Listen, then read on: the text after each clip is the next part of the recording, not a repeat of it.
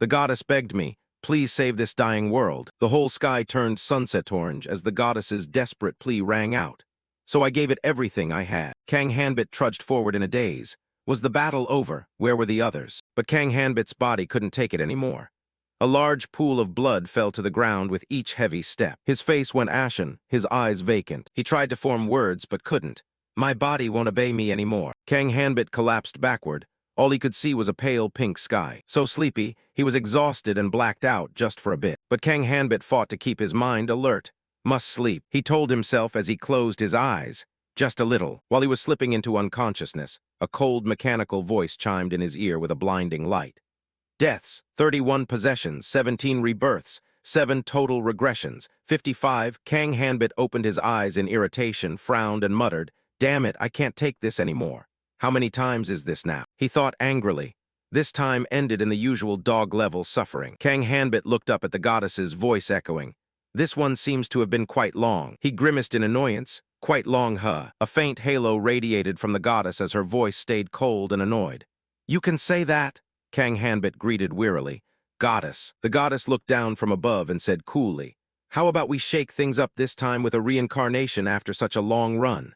Kang Hanbit shot up angrily, yelling, cut it out. Don't use that tone. He stared into the goddess's emotionless eyes and judged silently. Surprisingly, this apathetic being is called a goddess. The more he thought, the angrier he got. You're the one who called me here. No, more like you kidnapped me. Kang Hanbit felt like the goddess's puppet. At some point he couldn't even remember she dragged him here. He recalled the misfortunes he endured, how she suddenly told him to find the airport to save the world, then tossed him into another realm. And thus hell began. The system's emotionless tones kept repeating, you have died. Every time his body was gravely injured, that voice rang out, you have died. That voice haunted him through 55 regressions. Over that journey he tasted so many deaths he couldn't remember how he died each time. In the end, he still couldn't find a single clue about what the airport actually was. Kang Hanbit stormed up to the goddess and complained, I really can't do this anymore. Hear me? That so-called airport or whatever, go find it yourself from now on. The goddess replied in an emotionless tone, I cannot. If I do, this world will be destroyed. Kang Hanbit winced, voice trembling. Before that happens, my sanity would be shredded. Damn you, goddess. The goddess turned and said, strange, I've confirmed the psychiatric treatment system is still functioning normally. Kang Hanbit grumbled angrily. You're impossible, god damn it. He pondered his fate in this world. After all, it was true. No matter how gruesomely he died, returning here would fully heal both his body and mind. Those memories haunted Kang Hanbit without mercy. Yet the recollection of the pain whenever death loomed remained vivid, gnawing away at his mind. The accumulated agony from 55 deaths had long since exceeded what he could endure. The goddess's emotionless voice continued. It's almost time to prepare for the next round. Want to regress again this time? Those words made him snap. God damn it, I told you to stop. The goddess's reply drove Kang Hanbit insane. This body is biologically female, so that request isn't feasible. Just when he felt hopeless, the goddess said, just kidding. Kang Hanbit's pupils dilated in astonishment. What the? The goddess offered encouragement. You did your best in the role assigned. You're fully qualified to return to your three-dimensional world. Kang Hanbit broke out in a cold sweat. It's over, but I've failed to save the world 55 times. The goddess shook her head. This is more about the process than the result. You don't need to worry about it anymore. The goddess pointed at Kang Hanbit and said, so I will send you back immediately. Kang Hanbit panicked and tried to stop it as a green light enveloped him. Wait. Hold on, stop a second, I still have a ton of questions. The goddess looked coldly as the light pulled him away. Thanks to you, I've been greatly aided. Everything you've accumulated will become a great source of power. Kang Hanbit shouted in panic. All talk and then kick me out, you crazy goddess. The goddess watched from above as the light swallowed him and said, there, I'll have high expectations of you as well. Scene cuts back to reality. Kang Hanbit sat up, cradling his face and sighing. My stomach's doing flips. He stepped out of bed, put his hand on the doorknob and thought to himself, 18 months. Kang Hanbit scratched his head and opened the door. 18 months had passed since he returned to reality. He went into the living room and looked around. Because of all the regressions, possessions, and inter-realm trips, he'd almost lost all memory of reality. Now bits were trickling back. Kang Hanbit muttered, Mom went to work already. He glared at the clothes in the laundry basket, annoyed. Of all days to be abducted by a goddess, it had to be the day before he enlisted. Kang Hanbit grimaced and sighed. 18 months had flown by and he'd just been discharged yesterday. He poured water into a cup, frowning. The more he thought about it, the more furious he got. Kang Hanbit recalled his time in the military. Counting all the times he'd had to serve across regressions, possessions, and travels, this was his 6th stint in uniform. Of course, it was a bit different from real-world service, but he still leaned back in his chair, tired, staring at the ceiling. Adapting to modern life sucks. It was all that damned goddess's fault. He'd had to prepare like crazy just to scrape into an internship with no idea how long he could hold on to it. If he went back to school, he'd have to apply for early employment first. His future was a total mess. The room was heavy with silence, the phone ringing nonstop until Kang Hanbit, irritated, had to get up. Okay, I'm coming. I'm on my way. He grabbed his phone when a message popped up. Bro, let's party again tonight. Kang Hanbit sat down and replied, annoyed. Drink moderately. You idiot, I'm old and exhausted, come on. The other side teased. What, that's it, chicken now? Scared, are you? Scared? Kang Hanbit seethed inwardly. This kid's daring to provoke me again. He looked up and sighed. Ah, well, whatever. After all, Ju Yeonwoo was a dear kid who'd taken care of him when he first returned to reality, only to be shoved straight into the military afterwards. The person on the other end replied, the drinking thing was a joke anyway. I've got you a discharge gift. Kang Hanbit, a bit surprised, answered, a discharge gift? Why suddenly give me a present? Ju Yeonwoo teased. Oh, come on, big bro, you answer fast as soon as someone mentions gifts. He went quiet and thought, maybe this kid's gift is actually worth looking forward to. As soon as Kang Hanbit arrived at the meeting spot, Ju Yeonwoo waved excitedly. Hanbit Hyung, I'm here. He beamed brightly. I already ordered something for you. Kang Hanbit judged inwardly. This kid is Ju Yeonwoo, 4 months senior to me in service but 5 years younger. He sat down and started chatting. You partied hard yesterday but you look sober, Yeonwoo. Ju Yeonwoo nodded. I'm young, not like you. While eating ice cream, Kang Hanbit asked, so what's the gift anyway? He pouted a little.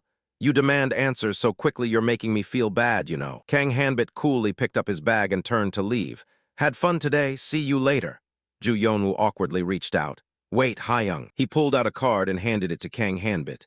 Remember that thing I told you about last time?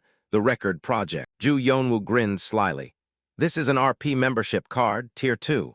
You can get a kit to play RP at home, and it even supports Level 2 synchronization. Kang Hanbit stared blankly at the card in his hand.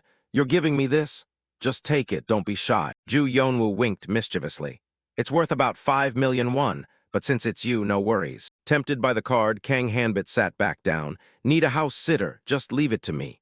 He laughed and replied, my place has plenty of spare rooms, you know, want to actually move in. Kang Hanbit raised a hand to stop him.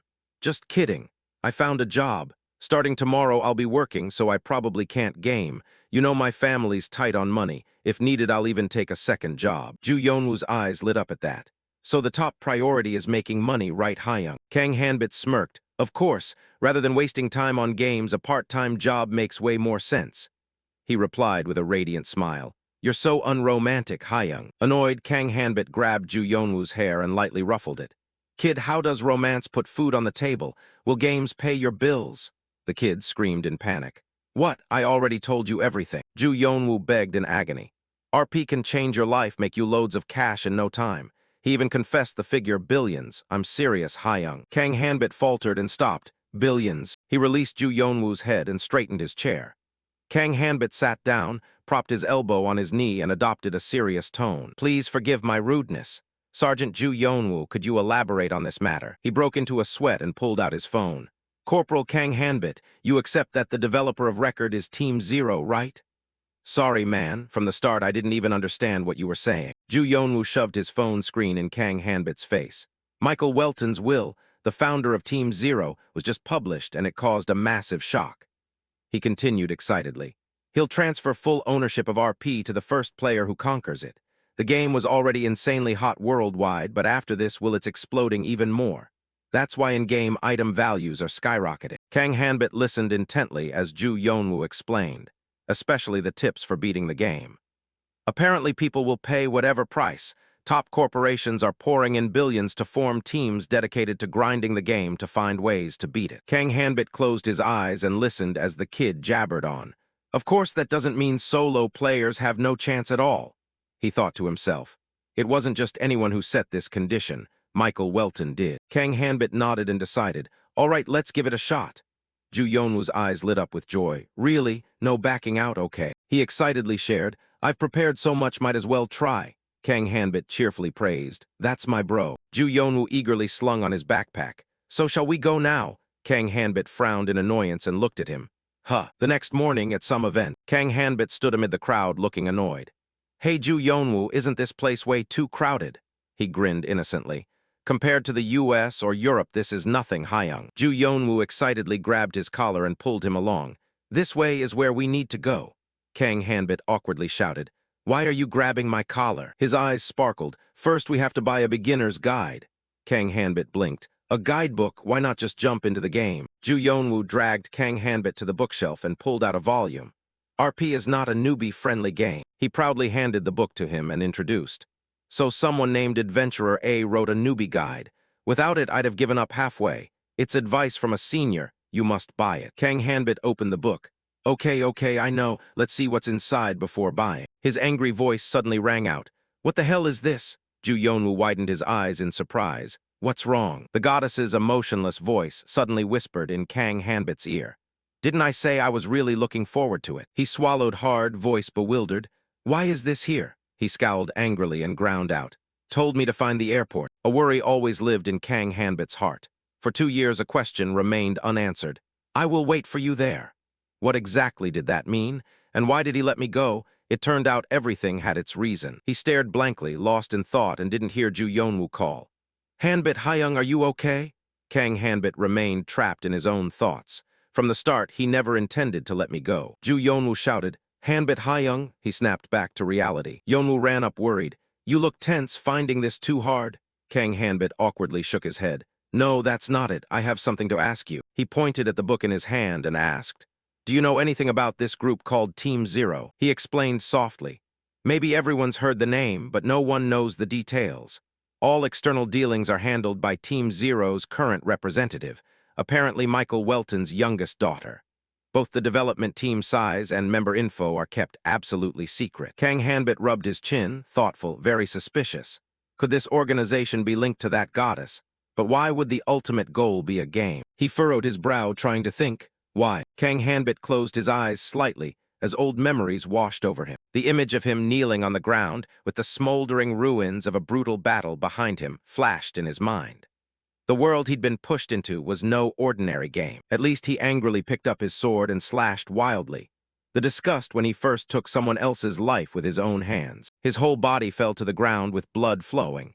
The two feelings of extreme terror in the first time experiencing death. During these times, the goddess's emotionless voice rang out. So it's a failure, he thought angrily. The despair of having to repeat that life endlessly was still vivid in his mind. Kang Hanbit could not help but doubt his own decision. Is he going in the right direction when he actively returns to the place that could be hell? No, who knows? Maybe this time I can put an end to all this suffering. Returning to reality, he picked up the bank card and said, You said to use this to receive the gaming equipment, right? How long will it take to receive the goods? Ju Yonwoo put the phone into Kang Hanbit's hand. Probably about 2 hours. These days delivery is very fast. Give me your phone, I'll install the necessary apps for you. He ran over, touched his stiff body, and continued. By the way, you should buy a new book. This one is all tattered. The two left the shopping center when the sky was dyed the color of sunset. Ju Yonwoo waved and left first. I'll enter the game first. When you finish creating the account, report to me immediately. I'll be waiting for you, brother. Kang Hanbit raised his hand to wave goodbye. I'll try to get in as soon as possible. He thought confusedly. Even if I rush home, the equipment probably hasn't arrived yet. Kang Hanbit just returned and saw a package placed right in front of the door. Oh, look, it's here. He bent down to pick up the package and brought it into the house. A gaming machine worth 500 million. Very quickly, Kang Hanbit finished unboxing and put the items on the bed. He curiously picked up each item to examine. Kang Hanbit got off the bed and locked the door. There was still a little time before his mother came home. First, he put the bracelet on his wrist and tried to check it out. The machine was worn on Kang Hanbit's body. He lay down snugly on the bed and stepped into the game space. The system's mechanical sound rang out. Conducting biometric scan. Analyzing brainwaves, connection successful, character created. Starting appearance customization process. Kang Hanbit looked around blankly. It felt much more realistic than he imagined. Perhaps due to the device worn, his limbs felt a bit heavy. He looked at his body excitedly. I heard you can freely adjust your appearance. I'll adjust it a bit. But why isn't the setting window appearing? Is it a game bug? They said it was a hot game, but the execution seems a bit sloppy. Very quickly, Kang Hanbit became serious again and looked at the screen in front of him. Forget it. A restart should be fine. Is this the exit button? He didn't hesitate to press it. The system suddenly switched to a red alert. Character creation unsuccessful. Kang Hanbit shouted in panic. Wait a second. Is this my virtual character? Goddess, this is also your doing, isn't it? No matter how panicked he was, the system still ran. In a split second, Kang Hanbit's whole body was equipped with a new outfit. He opened his eyes and saw the image of seagulls flying in the sky. Below was the golden sand beach and the white foaming waves of the sea. The place Kang Hanbit was transferred to was the port city of Edlin. He stood on the ship looking into the city. It had been a long time since he returned here. Only now did Kang Hanbit see his own face through the glass of the nearby window. He was stunned with surprise to see himself looking too handsome. What is this? Kang Hanbit touched his face blankly. His appearance looked exactly the same as the last regression. Suddenly, a streak of blood appeared on his face. Could this be the goddess's hidden message? Kang Hanbit stared in shock at the bloodstains on his hands, realizing that everything would have to start from the beginning. He stared angrily at his trembling hands. The system suddenly sounded a notification. From Loper, brother, let's be friends. A friend, please. Brother. Hey, Sergeant Kang, answer the phone, sir. Kang Hanbit's eyes widened in surprise when he saw this name. He held his head in annoyance and muttered, Loper is Yeonwoo's nickname, right? Where do I press to add a friend? Ju Yeonwoo's voice suddenly rang out. Brother. He ran over excitedly to greet him. I told you to report to me immediately when you logged in. Kang Hanbit asked blankly. Is that Yeonwoo? Oh, it's really me. Ju Yeonwoo blinked blankly, thinking about something. He approached him closely and teased. Why did you keep the character appearance like that? Hardly anyone keeps their real-life appearance in the game. Well, it was just a coincidence. Kang Hanbit laughed awkwardly. Ju Yeonwoo opened his eyes excitedly and asked, What about the character name? He replied with an emotionless voice. Character name? What is my name? He smiled brightly. You said it yourself, yet you don't know. Click on the character information section here. Kang Hanbit's finger paused when he saw his name in the game. While Ju Yeonwoo laughed, finding it funny, his face twisted in annoyance. Kang Hanbit angrily grabbed Ju Yeonwoo's hair. This name wasn't set by me. Find a way to change it. He couldn't stop laughing. Didn't you read the warning carefully when creating the character? This nickname is carved into the biometric data, so it can never be changed. He shouted in hatred and anger. Really, I'm going crazy. Ju Yeonwoo still laughed loudly. My stomach hurts, I'm dying of laughter. Kang Hanbit angrily wanted to put him in a headlock. Stop laughing at others, you kid. Ju Yeonwoo screamed painfully. Stop, stop, brother, check the notification first. He frowned in annoyance when he saw the notification in front of him. What notification? Kang Hanbit read the content on the screen seriously. What is this? You're even live streaming. Your game screen will be live streamed on Loper's channel. Do you agree? Ju Yeonwoo ran over and pressed accept. The viewership isn't high yet, but I do it consistently. RP supports its own streaming platform called Recorder. It feels great to play the game and chat live at the same time, man. He raised his voice to ask, Is this how you said we could make money? Why would I even live stream? He waved his hand and smiled, saying, Don't feel too pressured. I'll handle the hosting, you just focus on playing. We'll split the profits 50-50. If the channel grows later on, I'm happy to let you take a bigger cut. Kang Hanbit gave Ju Yeonwoo an annoyed look. He crossed his arms, gritted his teeth, and looked away. Fine, I guess there's no other way for now. So if we make 1,000, I get 500, right? He nonchalantly threw his arm around Kang Hanbit's neck. Just trust me this once and see how it goes. Ju Yeonwoo pulled him along to start the live stream. Hello everyone, I'm Loper. Joining me today is the big boss, Black Dragon. Soon, we'll be bringing you even more exciting content. He smiled happily as he watched the comments scrolling past. Welcome the new member. That character name is truly speechless. Kang Hanbit grimaced irritably as he read the comments on the screen. These guys must be suffering from late-onset puberty, typical of these immature brats with zero aesthetic taste. With a low level like this, how can you call yourself a dragon? Ju Yeonwoo reminded him in a low voice. Calm down, man. The angrier you get, the more they'll tease you. Did you forget our main goal is to make money? Kang Hanbit whispered back. They're clearly just trying to piss people off on purpose. Ju Yeonwoo's eyes grew round and sparkly as he murmured, Boss, please just bear with me. What should you do next? Ju Yeonwoo raised his voice to explain the rules of this world. Since you're new, first take a look at the suggested skills. The system will scan the player's information and recommend about 3 of the most suitable skills. Kang Hanbit crossed his arms and nodded as he listened and pondered. He had accumulated many moves throughout 55 regressions. It would be great if those moves could be recreated as skills here. He pressed the floating card in front of him. Ju Yonwoo looked excitedly at the card Kang Hanbit had just pressed.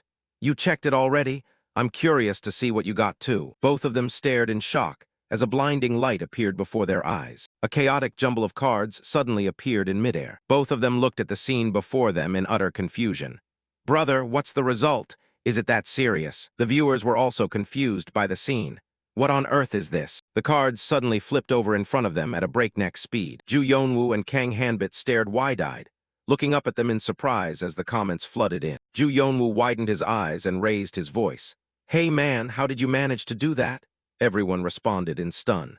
"Why is everyone turning around to question me about that?" Ju Yonwoo opened his eyes wide in shock. He stammered in confusion. "This is actually..."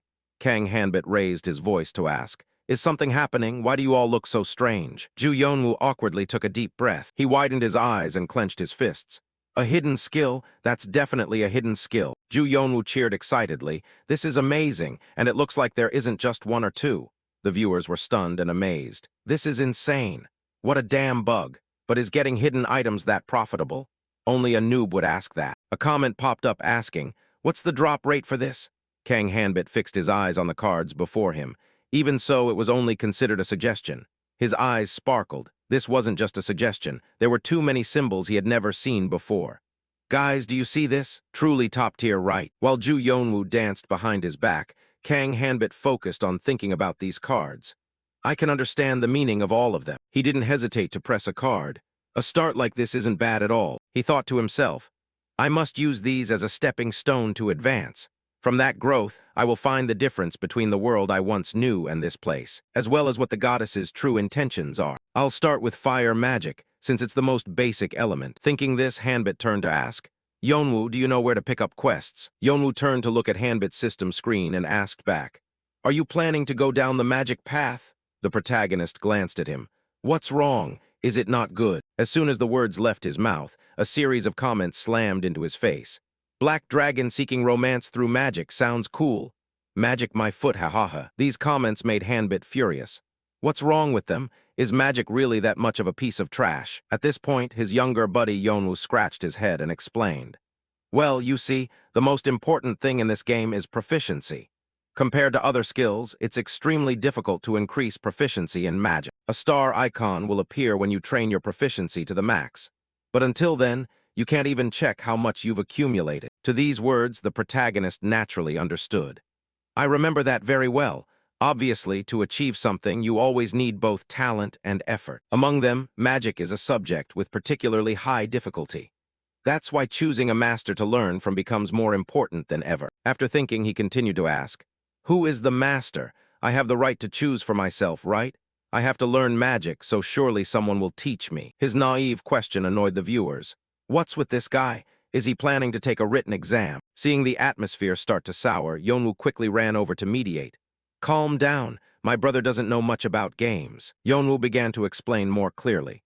"You'll receive a book that allows you to learn skills as soon as you complete quests and achievements.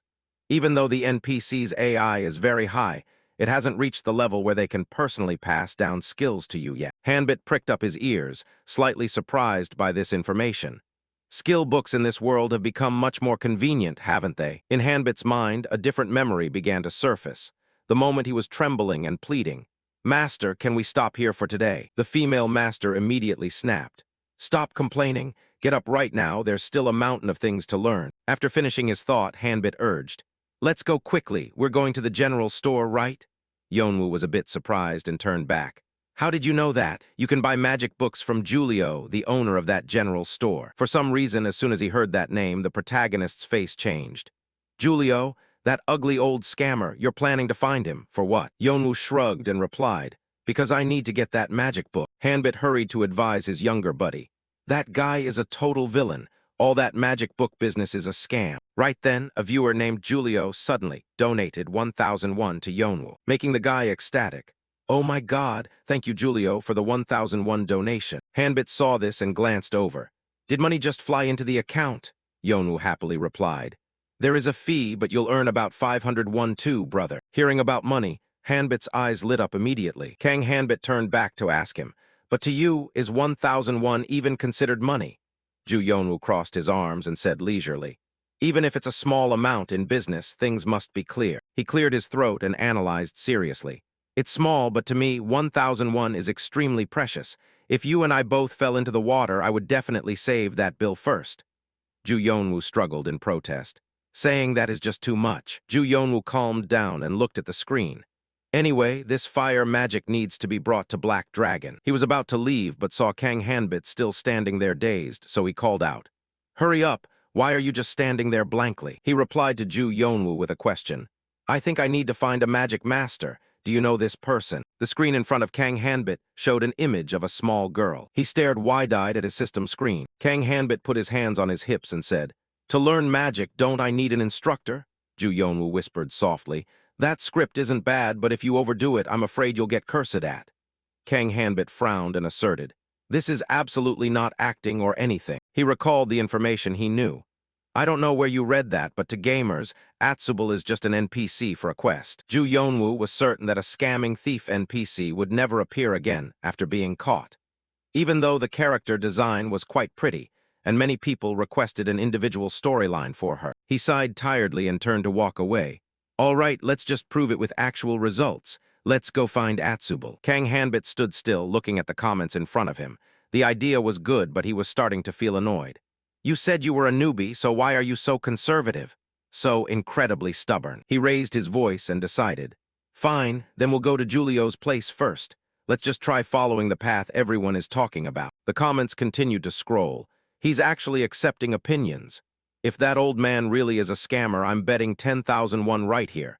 If he isn't a scammer, you have to do a sexy dance.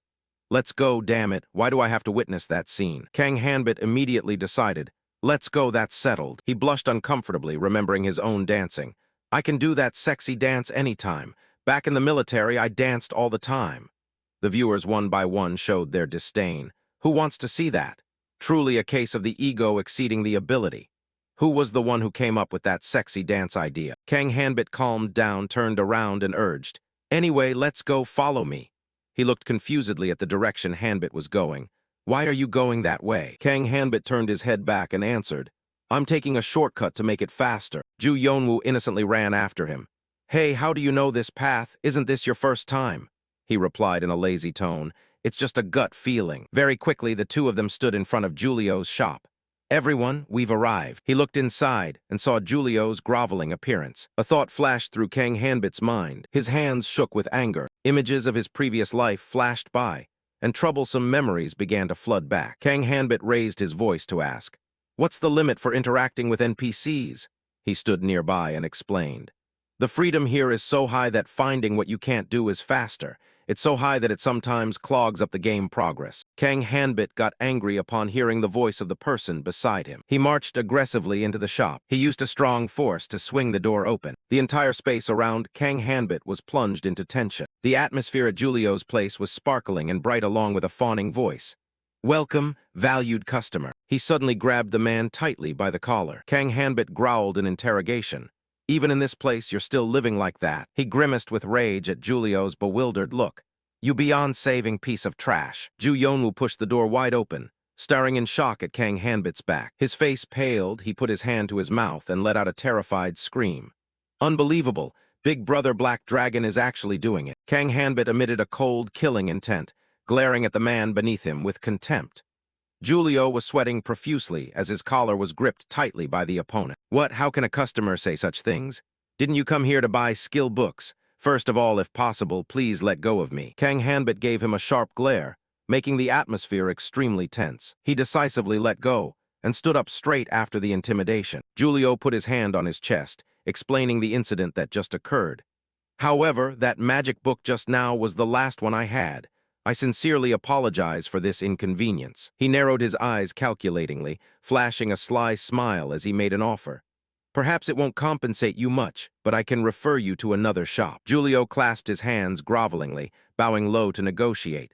On the condition that you help me with a small favor first. He reached into his pocket and rummaged around under Kang Hanbit's scrutinizing gaze. A thief snuck in here while I was napping. He held up a shimmering orange necklace and stated, "As far as I can see, this looks like a trick from a competitor." His eyes narrowed cunningly as he stared at Kang Hanbit. "Would you be willing to go catch her with me?" A quest board appeared with attractive rewards. New quest. Ulrio's coin pouch has been taken. Use the clues found to catch the culprit. Apprehend the general store owner Ulrio. Reward, 100 gold plus recommendation letter to buy Tier 1 or Common Fireball Magic Book plus 50 experience points. No time limit. Kang Hanbit remained calm before the confusing proposal. He dares to use those blatant words to form a quest. He remembered when Atsubal smiled brightly and enthusiastically taught him magic. She was actually his true teacher and benefactor. Yet, just because he was a student under her, he was framed and had to go to prison in his first playthrough. Kang Hanbit recalled the time he knelt in despair in the dark dungeon, listening to the humiliating words. "You're just a hunting dog for Atsubal. I guess you didn't learn anything from that woman except how to steal." Julio stood regally above him, looking down with a look of contempt. All excuses were useless before the guards who had taken bribes and the forged evidence. Kang Hanbit snapped his head back, seriously questioning. "You said I would receive a magic book if I complete this quest chain, correct? What will happen to that thief?" Ju Yonu answered the question with wide, bewildered eyes. "Once in prison, she will never have a chance to see the sun again." Kang Hanbit stood still, trying to restrain his rage. "Atsubal will also have to bear joint responsibility for your sins. As for the future of this shop, isn't it already obvious?" He clenched his hands into fists in extreme anger. Julio flashed a fake smile, eyes narrowing as he issued an invitation. "Well then, dear customer, what have you decided?" He looked triumphant, clapping his hands together as he gave the order. "Hurry up and catch the criminal." Ju Yonwoo was shocked by Kang Hanbit's impulsive action. "Man, what the hell are you doing? If you wrecked the shop like that." Julio panicked as he saw Kang Hanbit rummaging through the goods. "Oh my God, customer." The comments were also extremely stunned. "He's definitely attracted all the aggro now. Is he planning to charge straight in?" Kang Hanbit reached his hand forward, preparing to seize a bag of valuable items. "Shut your filthy mouth, you damn scammer." He calmly held up the spoils of war, throwing a cold look at the opponent. "Didn't you say out of your own mouth that you were robbed?" Quest to apprehend the scammer Ulrio. Reward, 500 gold. Julio gritted his teeth, directing a gaze of hatred toward Kang Hanbit. Comments filled with confusion scrolled past. "Wait, so it really was a scam? Did this really just happen? Let's see some lightning-fast drama." The man's face turned bright red with rage as he let out a judgment. "You're quite a sharp one." Before Julio could finish, he was met with a powerful kick to the face from Kang Hanbit. "I have nothing to sell to someone like you." Before the words could finish, this fat pig took a whole hit to the face. He nonchalantly maintained his stance. Julio's entire body slumped into a corner filled with wooden crates. Ju Yonwoo covered his mouth, unable to believe Kang Hanbit's actions. A soldier marched through the door. "What is going on over there?" Kang Hanbit looked at him calmly. "It's all over." Kang Hanbit's face took on a thoughtful expression as he lightly closed his eyes. A cutscene appeared. Julio's hands were tied tightly with rope as he sobbed and wailed. "I really didn't do anything wrong." Kang Hanbit watched indifferently as the man was led away by the soldiers. Julio reached out to grab the iron bars, his mouth wide open in despair. Kang Hanbit watched him with a cold gaze. He suddenly remembered the time he stood his ground while surrounded by many spears. Things were definitely different from back then. Perhaps this was the difference between a game and a true parallel world. In that place, he had to overcome corrupt guards to hand Julio over to someone trustworthy. After that, Kang Hanbit rested his hands on his knees and breathed a sigh of relief. He glanced over at the system board. The screen appeared with a series of notifications. Quest complete. The next quest will be unlocked when you move to the general store. Rewards have been granted, 500 gold. Kang Hanbit began to sink into thought. Everything happened as if it had been prearranged for this turning point. Can I really consider this just a mere coincidence? At this moment, Ju Yonwoo widened his eyes and shouted in his face in shock. "Brother, boss." His eyebrows twitched repeatedly as he raised a doubt. "What is this? How did you know beforehand?" Kang Hanbit broke into a cold sweat, not knowing how to explain. "Damn it. What should I say now to get out of this situation?" He rubbed his chin with his hand in reflection. "Even if I tell the truth, he won't believe me, so I'll just make something up for now." Not long after, Kang Hanbit turned his face away, smiled confidently, and explained. "Oh, it's just... I'm a huge fan of these types of fantasy novels. The plot so far is identical to an old out-of-print book I read a long time ago, so I just took a guess. Maybe the author of that book is the scriptwriter for this game. It's strangely similar. Ju Yonwoo clapped his hands in agreement with his words without a shred of doubt. Ah, so you're a total bookworm? No wonder. Kang Hanbit's mouth twisted, feeling lucky deep down. He actually believes it. Good thing I spent all my time in the military rambling about fantasy stories. Suddenly, the icon shaped like him rang out. Anonymous donor supported 10,000 won. Ju Yonwoo grinned from ear to ear, putting on an enthusiastic display of gratitude. Thanks for the 10,001 support. My friend is amazing, right? He has great suspicious instincts and deduction skills. Look at that fire punch. Even if Ulryo wasn't the culprit, he would have forced him to confess anyway. Comments appeared one by one. Anyway, he's proven it. Congrats, I'll never speak ill of you again. By the way, his face looked like a criminal's anyway. Kang Hanbit put his hands behind his back and wondered, are live streams usually like this? His eyes turned toward Ju Yonwoo, contemplating. Well, I'll just let Loper handle things. I'll just focus on what I'm good at. Outside, soft sunlight spread across the clear sky. If we go this way, we'll find the shop, right? Ju Yonwoo walked with his hands behind his head and shared. I really had no idea. I didn't expect Atsubal to be such a linked NPC. The forums today are definitely going to explode. Kang Hanbit called back calmly. Didn't they say that if she's caught, she'll disappear from the map forever? He paused, lost in his own silence, thinking that just as he had imprisoned her, others surely must have done the same to Atsubal. It was unexpected that such an important NPC would be treated like a petty thief by most players, and if Atsubal knew about this, she would surely be devastated by such injustice. He thought firmly as the image of Atsubal flashed in his mind. Work, why are you coming to me to ask about that? Get out of my sight. She stood there with her hands on her hips and continued impatiently. If you're already here, don't just stand there like a statue. At least help move the cargo. Don't dream of freeloading here. Atsubal stood up abruptly and turned to leave. Hey, look at yourself. What on earth have you been doing? I told you to be careful. If you get hurt, you're the one who suffers. She handed him a red book embedded with a bright red stone and requested, take advantage of your free time to study magic. Do you plan to spend your whole life just lugging cargo crates around? Afterwards, Atsubal lapsed into silence, facing the cold iron bars of the cell. She stood still and ordered in a serious tone, hold your head up high. Ju Yonwoo smiled gently to reassure him. I know for a fact that it wasn't your fault, understand? Stop talking nonsense and just wait there, because I'm never going to let that lowly bastard get away with this. Kang Hanbit watched the prison cell being swallowed by flames, thinking that after saying those words, she was ultimately burned to death. He gripped the door handle tightly, feeling that this was a memory both precious and painful to him. Kang Hanbit said nothing, his expression deeply thoughtful. A moment later, he gently pushed the door open. Kang Hanbit was stunned, unable to believe his own eyes. Inside the house sat Atsubal, looking bored as she rested her chin on her hand. She glanced toward the source of the noise, looking puzzled to see Kang Hanbit standing in front of her. What do you want? I've never seen your face before. She leaned forward and asked curiously. Did you come looking for me because you already know who I am? Kang Hanbit smiled gently, his tone teasing. You can tell just by looking that I'm a newbie, so this is definitely our first time meeting, right?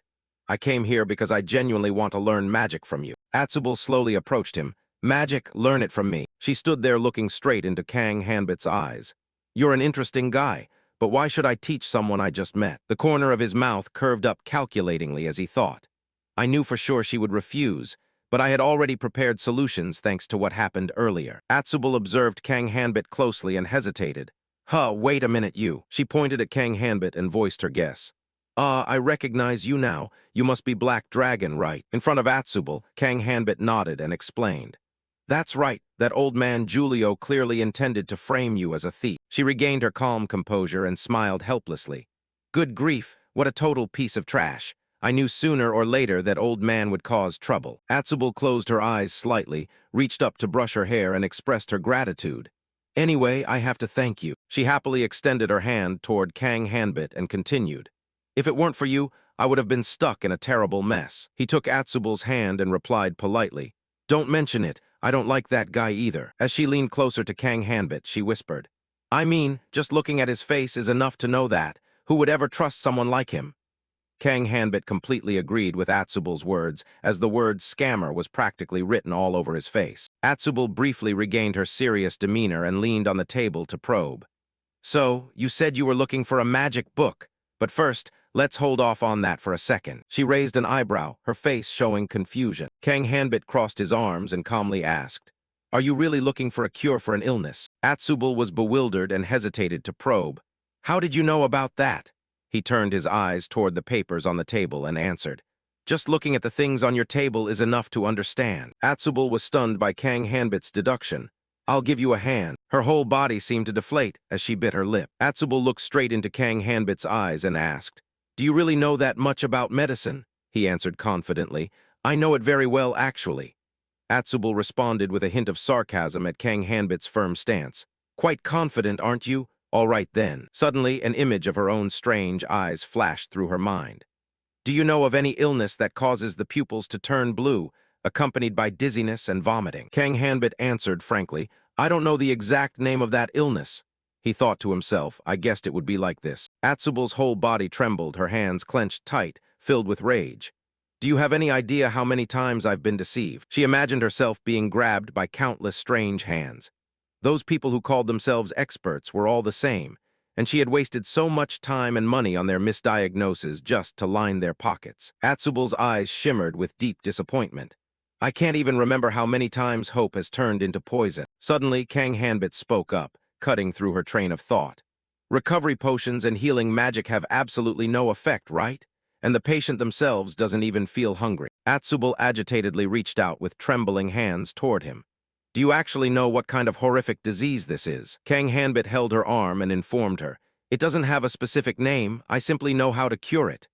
Atsubal gripped his shirt and shouted in surprise, "What? You actually hold the method to cure it?" She looked at Kang Hanbit with pitiful eyes and pleaded, "Please, I beg you to save me. I will definitely reward you most handsomely." He smiled gently and affirmed, "Trust me, I will definitely bring back the medicine for you." Suddenly, the system menu appeared. Quest: You have discovered Atsubal's secret concerns. Find a way to cure the illness her mother is suffering from. Objective: collect the correct medicine in the area around Edlin. Reward: 2,000 gold, Atsubal's hero-grade Fireball spellbook, 3 stat points, 500 experience. Lines of comments filled with surprise scrolled by. Hero grade, seriously? Guaranteed a hero grade item? That's insane. Ulryo, you damn scumbag. After leaving the store, Yeonwoo still couldn't hide his surprise and blurted out, "How did this even happen? Getting a guaranteed epic item is totally absurd, don't you think?" Hanbit turned to look at him with a puzzled face. "What's an epic item? I also see the word grade written right next to it. I'm a newbie, you have to explain it to me." Hearing this, his younger brother Yeonwoo finally gave up and sighed to educate his older brother. "All right, look, understand it simply. Grade is the level, while rarity is the quality. Even with level 1 skill books, their performance varies depending on the rarity. They are divided into common, uncommon, rare, epic, unique, ancient, legendary, mythic. I didn't even know there was an epic grade at level 1, let alone that it would drop like this. It's truly ridiculous." On his side, Hanbit stroked his chin in thought. So a skill book can have different levels of performance. In that other world, there was no such thing. Or did they add it just because this is a game? I guess I have to experience it myself to know just how powerful this epic title is. On the street, Ju Yeonwoo asked confusedly, "Hey buddy, where on earth should we go now?" Kang Hanbit put his hands on his hips and slowly answered, "As for that." Suddenly, a sharp, intense pain gripped his chest tightly. Ju Yeonwoo saw this and panicked. "What's wrong? Are you feeling unwell?" Kang Hanbit's entire form began to blur. "It's nothing, my mom is here." In an instant, Ju Yeonwoo was left alone on the street. He stood dumbfounded, still not understanding what had just happened. A long while later, Ju Yeonwoo finally regained his composure and shouted, "Brother Hanbit." Kang Hanbit broke into a cold sweat, trying to act as normal as possible, and opened his mouth. "Mom, you're home. I'm busy handling something extremely important." His mother watched him with a gloomy expression. She erupted in a fit of rage, hitting Kang Hanbit painfully several times. "You kid, why did you lock the room door? You've never done this before." Kang Hanbit pointed his index finger at a black machine and justified. "Mom, you know Yeonwoo, right? He gave me a discharge gift, so I'm just trying it out." He waved his hands frantically and continued. "He said we should play games together since I just finished my military service." Seon asked, "Is that the thing called a record player or something?" Kang Hanbit smiled awkwardly and picked up his bag. "How do you know about that, Mom?" She turned around and demanded, "Put that backpack down and let me put it away for you. It's always on the news, just don't keep your eyes glued to it for too long." Kang Hanbit raised an eyebrow and explained, I only plan to play a little in my free time. After all, I start my internship tomorrow. Sion looked at him in surprise and asked, Internship? Did you really decide to do that? Kang Hanbit replied recklessly, I have at least one line of experience on my resume. Before he could finish, Sion hit him repeatedly. Look at you, always doing things on your own without saying a word to me. She raised her hand high, preparing to deliver a punch. Why on earth? Just then, Kang Hanbit used his arm to block it. I blocked it, see. Not long after, he was hit straight in the face by Sion. Blocked what exactly? She yelled angrily. What kind of parent would urge their child to find a job right after they're discharged? And the job starts tomorrow, too. Kang Hanbit held his eye and thought to himself, this is even tougher than facing a martial arts master. His face turned bright red as he informed her. Well, the next semester is my last one before graduation. I need to find a job quickly. Sion sighed in frustration. Then she walked away, calling back. You said that company is in Edlin, right? Then you'll have to wake up early. Sion warned him worriedly. No matter how busy you are not allowed to skip breakfast. Don't think I don't know you skipped it today. Kang Hanbit replied shyly, because Ju Yonwoo already bought me chocolate ice cream. Are you trying to make excuses again? She turned sharply and shouted. Kang Hanbit hurriedly said, I'll head to my room, enjoy yourself, Mom. He sat down heavily on the bed and let out a long sigh. Good grief, my mom. Kang Hanbit looked at the clock, lost in thought. Oh, that's right, I'm live streaming. Anyway, tomorrow is my first day of work, so I should get to sleep a bit early. I feel so bad for Ju Yonwoo right now. A new post with many views appeared. Hidden skills and hero-grade quests have just appeared. An anonymous person expressed ridicule through the post. A rookie with delusions of grandeur has appeared. This guy is a total system bug. He possesses dozens of suggested skills, some even of the hidden variety. The quest guaranteeing a hero reward is the path to receiving fire magic from Atsubal. Yeha was unhappy as he scrolled through each comment. This wasn't funny at all. He leaned back, his eyes still glued to the tablet. Who would believe such a scam? Yeha raised an eyebrow, confused, and thought, why is everyone making such a fuss over a single hidden skill activation? He looked at the post and mocked. These streamers are willing to do anything to get viral advertising. Yeha leisurely put his feet on the table and remarked, even when I search, I only see monster names popping up. He squinted slightly, determined in his heart. It seems I'll have to verify the authenticity of this news myself. Elsewhere, Ju Yonwoo rolled his eyes, poking his two index fingers together. He hesitated and opened his mouth. That's what I wanted to say. A series of noisy messages scrolled by, mentioning Loper. What is he doing? If you look at that info, what on earth is Loper? Fight, is this a trap or what? Ju Yonwoo awkwardly tried to stabilize the situation. First of all, I invite everyone to calm down. 2 lines of comments full of confusion appeared. How old is your friend? If that's the type who's attached to his mother, is he really a middle school student? He broke into a cold sweat and replied awkwardly.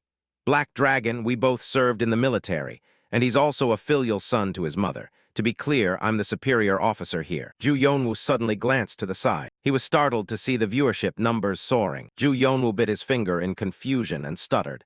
Why are the viewer counts increasing so crazily? Ju Yonwoo's expression became distorted at the information he just heard. What? There's a post about us on the RPG forum. Suddenly, Ju Yonwoo's system menu popped up a message. From Black Dragon. Sorry for having to leave early. Tomorrow is my first day of work, so I have to stop here. In return, I will give everyone a hint. Ju Yonwoo fell into deep thought, touching his system interface. Then he smiled awkwardly and returned to interacting. All right, ladies and gentlemen, because my partner cannot stay due to personal reasons, he has left a gift behind. I wonder if I should make this thing public. The healing item for Atsubal's quest can be found from a bomb slime. If you complete it before he returns, he will share even more special information. The gentle sunlight passed over the high-rise buildings, covering the city in warmth. Kang Hanbit held his phone, muttering a wish. Try your best at work. Afterwards, he looked up at the building in front of him. The sign hanging on the office door read, Enk Technology Floor 4. Kang Hanbit peered inside confusedly and greeted.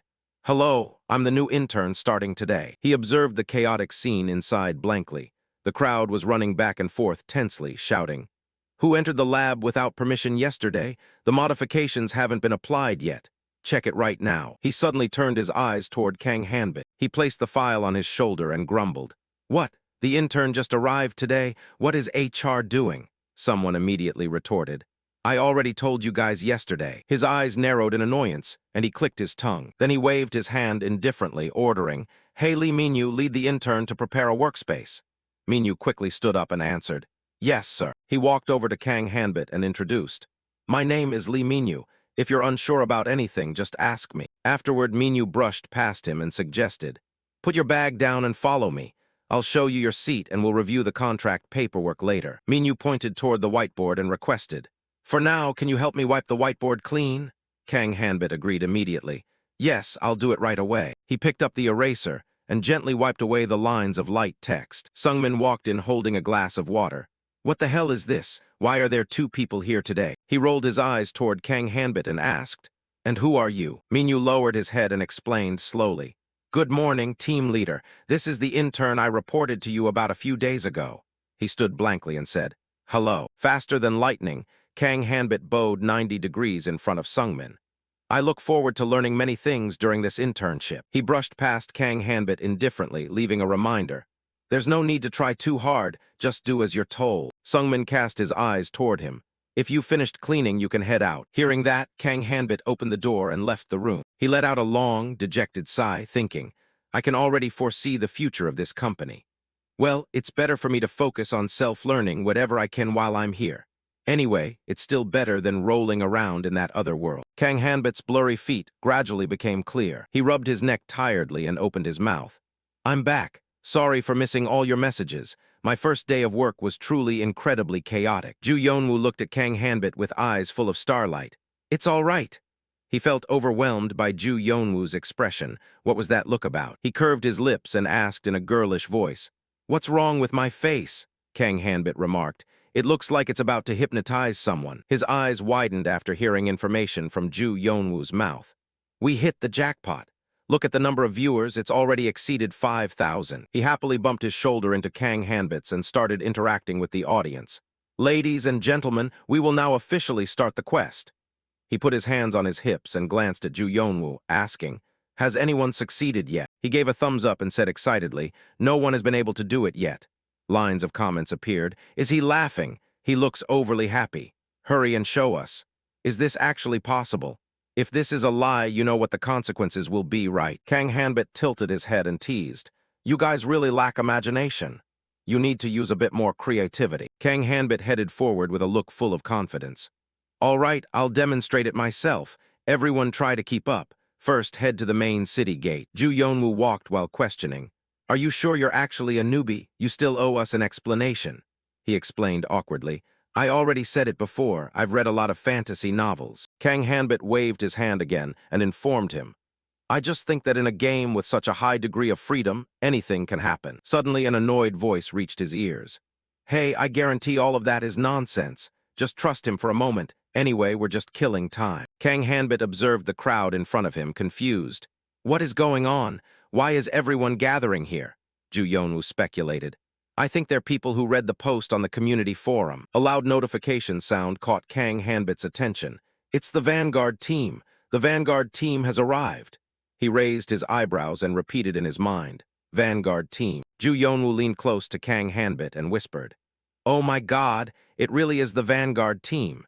It looks like the news you discovered has spread much further than we thought." Kang Hanbit's eyes remained fixed on Teeman's group, asking, "But what on earth is the Vanguard team?" Ju Yonwoo retorted, "You definitely don't know about this, do you?" He observed Teeman with his blonde hair and whispered to himself, "Right, you're just a rookie." Then Ju Yonwoo looked over to the archer and the brown-haired girl and explained, "Players ranked in the top 10,000 are called the Vanguard team." Afterward, he glanced at the remaining two members and continued, "They rank players by converting level, skill proficiency, and quest progress into a point score." Kang Hanbit listened and poured out a series of questions. "Out of 3 million players worldwide, only 10,000 belong to this group, and in Korea there are only 500. And those people haven't even learned magic yet. Looking closely, it seems there's someone there who looks like a mage." Ju Yonwoo tilted his head and explained, "Most of them skip it because grinding proficiency is too grueling, and they prioritize increasing power first. People usually wear mage avatars just because they look good." Kang Hanbit's eyes fell on the golden bird bow on the archer's back. That bow. Its image jumped out in his mind. "That is the golden bird bow. I still remember it clearly. It's the work of a quite talented artisan. He stood in the crowd and asked in a low voice, "Does this mean even those people failed to complete the quest?" Ju Yonwoo shared the information he knew with Kang Hanbit. Most of the Vanguard team members belong to large corporations.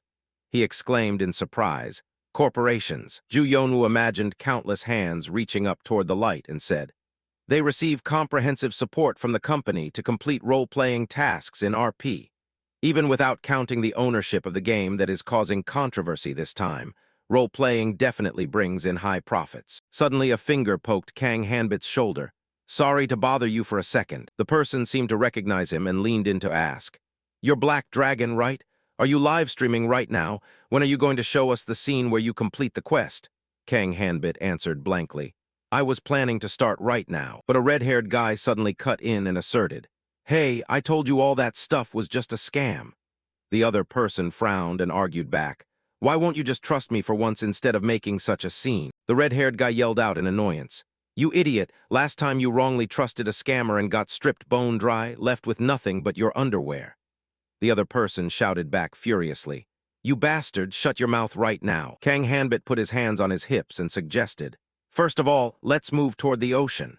Ju Yonwoo asked in confusion, "Isn't the slime bomb base located in the forest on the other side?" Kang Hanbit turned his head, his lips curling into a smile as he said, "I need a fishing rod to craft the antidote." A line of text scrolled across the top of his head. A fishing rod. Ju Yonwoo looked up at a series of coins appearing above his head after donating 1,001. "The price of fish near Edlin Coast is skyrocketing. Damn it." Lines of contemptuous text appeared, typical price manipulators. "They're definitely watching Loper's broadcast and acting in real time. That's hilarious. Truly disgusting.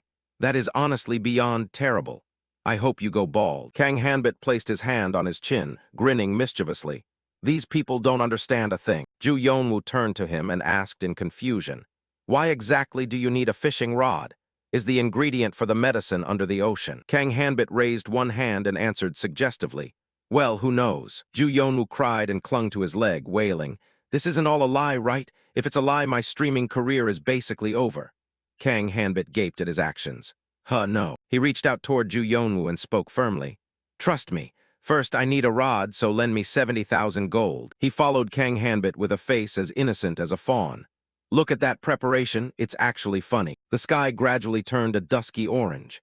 The crowd chattered and looked at each other under the sky that was slowly shifting into shades of amber. Kang Hanbit stood on the bridge, raising an eyebrow as he observed the distance. "Why do I feel like the number of people is increasing?" He put his hand to his forehead and spoke leisurely. "I'll return the gold soon, so relax your face." Ju Yonwoo turned away helplessly and replied, "Because we don't have a single clue about what you plan to do with a fishing rod. You don't need to return that money." "Oh, there he is." The back of Eldrock Fishing came into the audience's view. That was Eldrock. If you fish next to him, your internal intimacy level will increase. Apparently, the setting is that he's hard of hearing. Kang Hanbit approached him before anyone noticed and bowed in greeting. "Hello, old-timer." He smiled gently and held up the fishing rod in his hand. Eldrock slowly turned his head and asked, "Do you want to buy this rod? Did some accident happen?" Kang Hanbit leaned in close to his ear mischievously and called out, "Grandpa, I know perfectly well you can hear everything. I'll give you 50,000 gold." Eldrock lowered his head, sinking into thought. Then he coldly stated his desired price. "Don't even dream about it. 100,000 gold." Kang Hanbit ignored Eldrock's words and held out his hand to set the price. "Then let's settle at 60,000 gold." He thought to himself, "This old man is still stuck in his old ways." Eldrock shouted out in dissatisfaction, "60,000 gold is lower than the cost price. It has to be 90,000 gold, you brat." Kang Hanbit lowered the price again. "Then just take 50,000 gold." Eldrock was outraged by his cheekiness. "Are you trying to swindle an old man, you absolute devil?" Kang Hanbit thought excitedly. Hearing him curse reminds me of the days we went fishing together. Eldrock's eyebrows suddenly shot up and he waved his hand in approval. "You crafty brat, you're really sharp. Fine, do whatever you want." He grabbed the fishing rod and shouted excitedly, "Thanks, old-timer." Seeing Kang Hanbit's reaction, Eldrock yelled for him to just take it and get lost. Ju Yonwoo closed his eyes and gave his assessment. "I feel like live streaming is just your instinct." He asked back in confusion, "Why is that?" Ju Yonwoo followed Kang Hanbit's every move and continued. Starting from the fact you said you'd show us something in a slime bomb-infested area using a fishing rod. And now while fishing with Loper using this rod. He excitedly held up his index finger and suggested, "How about trying an RP roleplay session?" Ju Yonwoo narrowed his eyes and replied, "I don't know what that is, but I hate it." A line of text appeared with a question. "I'm a newbie too. What kind of monsters are slime bombs?" Ju Yonwoo gestured toward the slime bombs and explained, "Slime bombs are extremely sensitive, so if you touch them, then a massive explosion will engulf you." Then Ju Yonwoo picked up a stone and threw it at the slime bombs. "They'll blow up." He gaped in terror at its destructive power. Ju Yonwoo stood at a distance, watching the slime bombs intently. "Even if you just run into them." He looked dazed at the scene before him. "They just explode like that too." Ju Yonwoo and Kang Hanbit looked into the distance at the same time. "And when they explode, they don't drop any items at all. They're truly trash. How can you deal with such a useless lump using a fishing rod?" Only he knows the answer to that. He took one step forward. Kang Hanbit knelt down, using the fishing rod to reach near a slime bomb. "Found it. This height is perfect." Kang Hanbit began to reel the rod, silently calculating. "The sensitivity of the fishing rod in the game is a bit different from reality. I need to get used to it first." Countless slime bombs came into his view. Ju Yonwoo suddenly turned his head and called out, "Hey man." He nervously shared some information. "I think people are following us." The system screen displayed the text. "Several shameless guys are sneaking around behind your back." Kang Hanbit narrowed his eyes slightly, sinking into thought. "I already knew." He briefly heard a strange noise in the nearby bushes. "They've been keeping their distance and tailing us since we left the city." Ju Yonwoo imagined countless eyes lurking behind his back.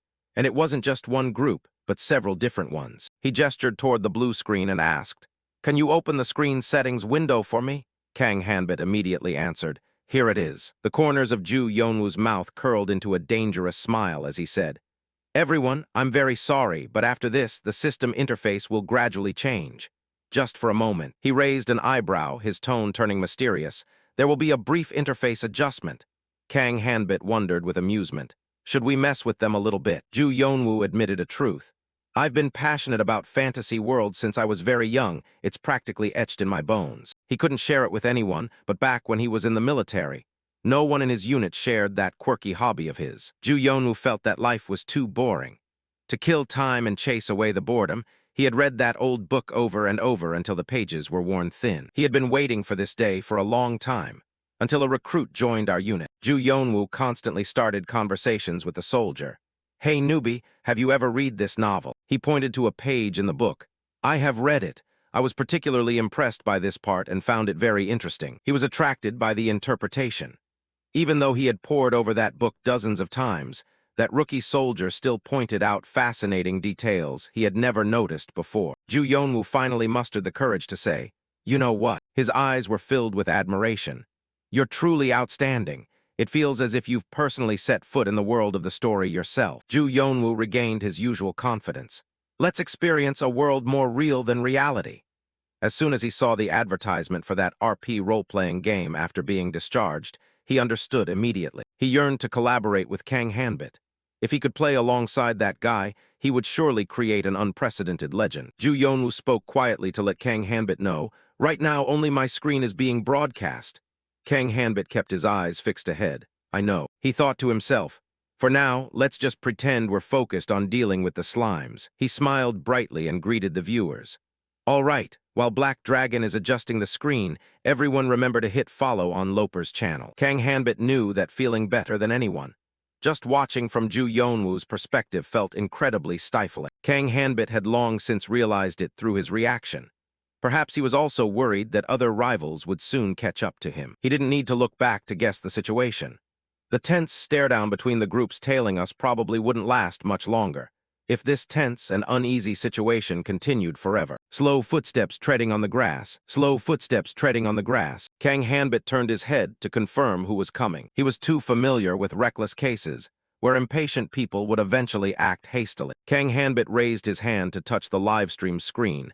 Everyone appeared surprised by his appearance. "The screen is back on. Why are they suddenly greeting each other? This is so abrupt." Kang Hanbit gripped the fishing rod tightly in his hand. He decisively swung the hook down toward the slimes. Kang Hanbit always considered things carefully before acting. There was a reason behind buying this fishing rod from the old man Eldrock. He analyzed its utility in detail. This hook has a special feature. First of all, the hook is extremely sharp, so the slimes don't even notice or react. Kang Hanbit performed each step carefully, and when you press this button like this, he knew the process like the back of his hand. Sharp spikes will immediately shoot out from the tip of the hook. Kang Hanbit didn't have to face them head-on, but could still deal with the slimes. That way, he could completely control the explosions. He directed his gaze further away, and next, the slimes caught in the explosion will suddenly fall to the ground like a harmless lump of jelly. The two players were startled when they saw the slimes at their feet. One person hurriedly reminded his teammate, "We should avoid them. Damn it, let's retreat right now." The tree canopy shaking violently caught his attention. Someone screamed, not expecting there to be so many. "The slimes are falling, run fast, everyone scatter." A slime accidentally fell in front of him. Damn it. Kang Hanbit slung the fishing rod over his shoulder, while Ju Yonwoo covered his ears tightly for fear it would explode. He took pride in the recent handling, so that takes care of the slimes. The viewers couldn't believe their eyes. Is this guy actually insane? So he separated the normal audience from the wrong slimes. The greeting earlier was actually very accurate. He outed himself. Kang Hanbit still had unfinished business. Now let's get down to the main task. A comment brought up a question. Didn't all the slimes already explode? A keen viewer noticed something unusual. What is this one? Its color is totally different. A slime was struck by his hook. Kang Hanbit gently lifted it off the ground. He tossed the slime into a cloth bag. Kang Hanbit showed off the harvest to the viewers. All right, all ingredients have been collected. Everyone was competing to explain. Why is this one giant? It's a dud. Maybe it's a game bug. Given that color difference, there must be a hidden meaning. He quickly provided more useful information. Actually, it really is a dud. If you destroy the entire slime pack at once, there's a certain probability that the remaining ones will turn into dud slimes. Ju Yonwoo was curious about the method. Could it be that we just need to do it this way to complete the quest?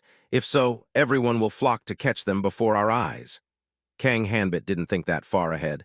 I'm just providing a guide so everyone can complete the quest. He looked at the dud slime in the bag and flashed a triumphant smile. However, the controls won't be easy at all.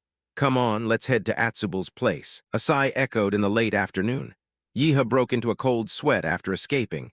That was a close call. Kim Yeha was an employee in the role-playing department at a small-scale gold farm where he worked. He noticed Kang Hanbit's formidable ability. That player is Black Dragon. He is absolutely not a normal newbie. Yeha believed he wasn't just average, but a true expert. Behind him, there must be a massive conglomerate backing him, something his own workplace couldn't possibly compare to. He felt bewildered by Kang Hanbit's unconventional choice, truly unable to understand why he would collaborate with a bottom-tier streamer like that. Yeha could only make a rough judgment. Maybe he's acting as a decoy to draw attention, hiding what the Vanguard team has actually found. He didn't have time for random thoughts. Regardless, he had to complete Atsubul's quest first. Yeha reminded himself to try harder than before. Just completing this quest alone is enough to meet my performance quota for this month. However, Kim Yeha did not succeed. Atsubul was already feeling creeped out. What on earth have you brought to me? She couldn't understand Kang Hanbit's thinking at all. You dare bring this disgusting thing and call it medicine? Viewers who didn't know the truth commented like experts. Is this poison? It definitely is. He was still skeptical of Atsubul's assessment. Is it really that bad? She could only sigh, unable to do anything else. Atsubul didn't want to see him anymore. I'll compensate you for the Julio matter with money. Now get out. Kang Hanbit then teased her. It seems you aren't that desperate yet. Those suggestive words made Atsubul shake with anger. How dare you speak such nonsense when you know nothing? Before she could react, he stuffed a piece of dud slime into her mouth. Out of habit, she swallowed it without suspicion. Atsubul was startled by Kang Hanbit's suspicious action. Ju Yonwoo felt that he himself was useless. Truly a good-for-nothing. Everyone joined in teasing him. Loper's expression looked very honest. Just looking into her eyes, you could tell she was thinking, what a piece of trash. Now she realized the problem. Did you just force me to drink that thing? Atsubul covered her mouth tightly to avoid vomiting. Kang Hanbit knew this would happen. The effect came very quickly. Ju Yonwoo couldn't help but worry. She's vomiting non-stop over there. Her bathroom door suddenly swung open. Atsubul angrily scolded him harshly. You bastard, what do you think you're doing? She was furious but could do nothing. Kang Hanbit is really strange. Kang Hanbit still flashed a bright smile. It looks like something like a seed just shot out. Right. He fed the dud slime to Atsubul with good intentions. That was actually the cause of the illness. Kang Hanbit made an accurate judgment through observation. That was the real root of the disease that both she and her mother were suffering from. Atsubal didn't understand his meaning. What? Kang Hanbit had helped her with all his heart. I'm being very serious. The thing you just threw up is the root of all the problems. He was indeed a perceptive person. You weren't feeling well yourself, were you? I realized it the moment I saw you. Kang Hanbit understood Atsubal's heart. Perhaps all this time she had been silently enduring the pain alone for fear her mother would worry more, and also for fear that scum like Julio would use it to threaten her. She wanted Kang Hanbit to answer her question. How could you know these things? Kang Hanbit just thought to himself. Knowing the reason she did it, I couldn't bring myself to call her foolish. He was well informed about the toxin. What you swallowed is actually a type of parasitic seed that grows in the southern region. It clings tightly to the stomach wall and begins to grow from the inside. Kang Hanbit explained thoroughly for Atsubal to understand. Most likely you were infected by eating imported food from that region, and the fluid of a slime monster is the only thing that can detach it. That's why I had to catch the dud slime. That's the reason we needed a broken slime. A type of slime that has lost its ability to self-explode. Kang Hanbit summarized its properties. When it no longer has explosive characteristics, it only leaves behind mucus and a toxin that stimulates the vomiting reflex. He knew exactly how great the danger was. Once you vomit that seed out, you'll be completely cured from the start. This wasn't an ordinary illness to begin with. Atsubal looked at the plate of dud slime on the table. So I just need to vomit it out. Kang Hanbit was completely confident in his treatment.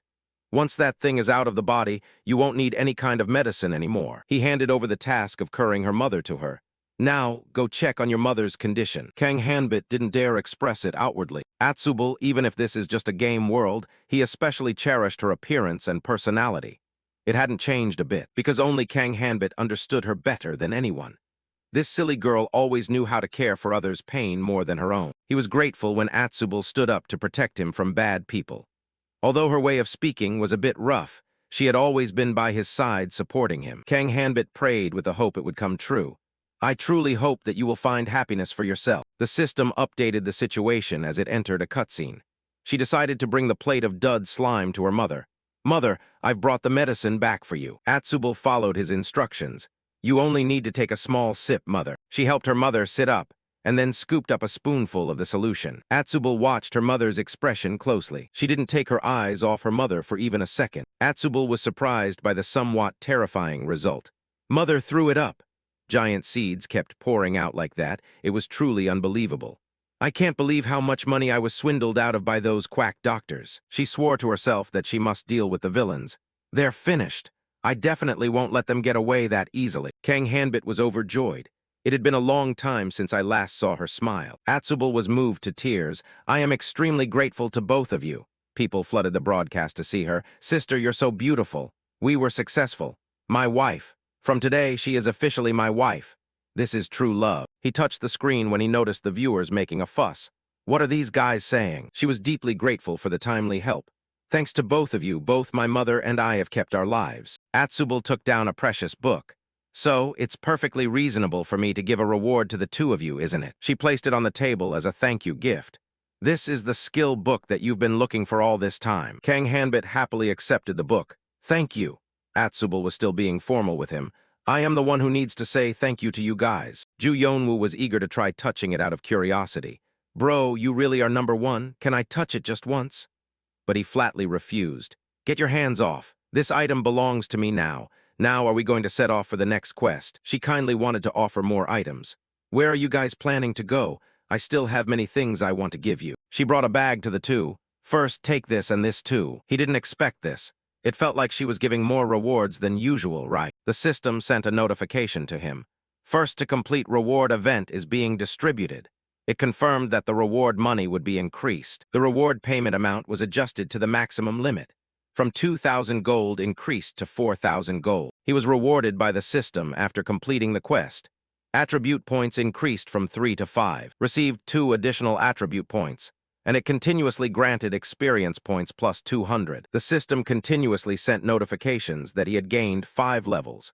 Received 5 additional attribute points from leveling up. Kang Hanbit was also surprised by the generous rewards.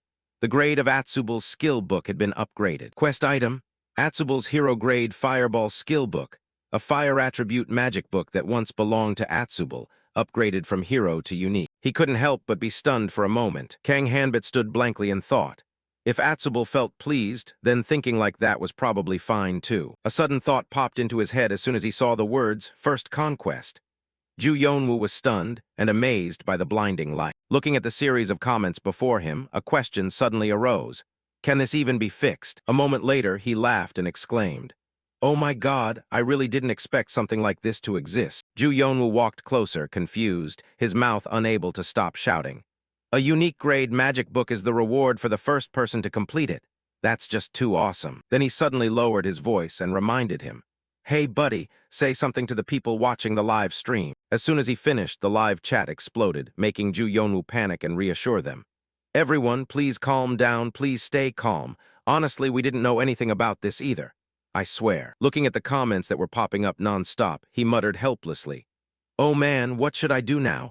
The chat frame is scrolling too fast. I can't even read what they're writing. Right at this moment, Atsubal slowly walked over, making him startle back to reality.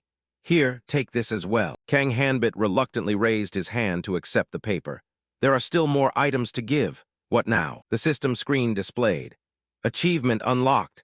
The first to rescue Atsubal received Atsubal's letter of introduction and 1 attribute point. Immediately after, another letter was delivered. Atsubal smiled gently and explained, This is a letter of introduction to meet the blacksmith. Go there if you need new weapons. He heard this and repeated with some suspicion, Find the blacksmith. Atsubal remembered their first meeting and asked back, You guys don't have a single decent weapon. Furthermore, your equipment was completely destroyed after confronting those bomb slimes, right? Kang Hanbit hurriedly justified. That stench came from the bomb slimes, not us. She just put her hands on her hips and questioned him again. You were the one who handed me that stinking thing. You know it well. Saying that, Atsubal stood up straight, smiled brightly, and offered. Anyway, thank you so much for these gifts. Come back anytime if you need help. Facing that kind offer, he couldn't help but respond softly. Okay. A moment later, Kang Hanbit looked at the map in front of him, feeling a headache. So, where should we start now? Ju Yonwoo answered quickly. There's no mandatory specific target. Since this is an open world, we can go wherever we want. He began to list the advantages of the game. Starting at Edlin is the same for everyone, but after that step, everyone is free. Maximum freedom is a major advantage of this game. However, be extremely careful because if you wander carelessly, you might get stuck in high-level areas. Many people have had to taste bitterness because they couldn't find a way out of those places. Finally, Ju Yonwoo naively concluded. Thinking back, this game is also very famous for its free character customization system. But why did you? Seeing that, he nudged his shoulder and teased while Kang Hanbit looked on speechless. Look at me. It looks quite like real life but is much more luxurious. It took 5 hours for me to look like this. As if remembering something, Ju Yonwoo suddenly shouted. You can also choose your gender. So remember that what you see might not be everything. The more he heard, the more his head ached. So basically, I have to choose my next destination myself. Where would be the best place to start my first journey? From the side, a sound suddenly attracted Kang Hanbit's attention. The system screen displayed a prominent line of text. User Respect Tastes donated 50,000 won. I want to see Atsubal get even angrier. Looking at that massive number, he muttered blankly. 50,000. Meanwhile, Ju Yonwoo shouted happily.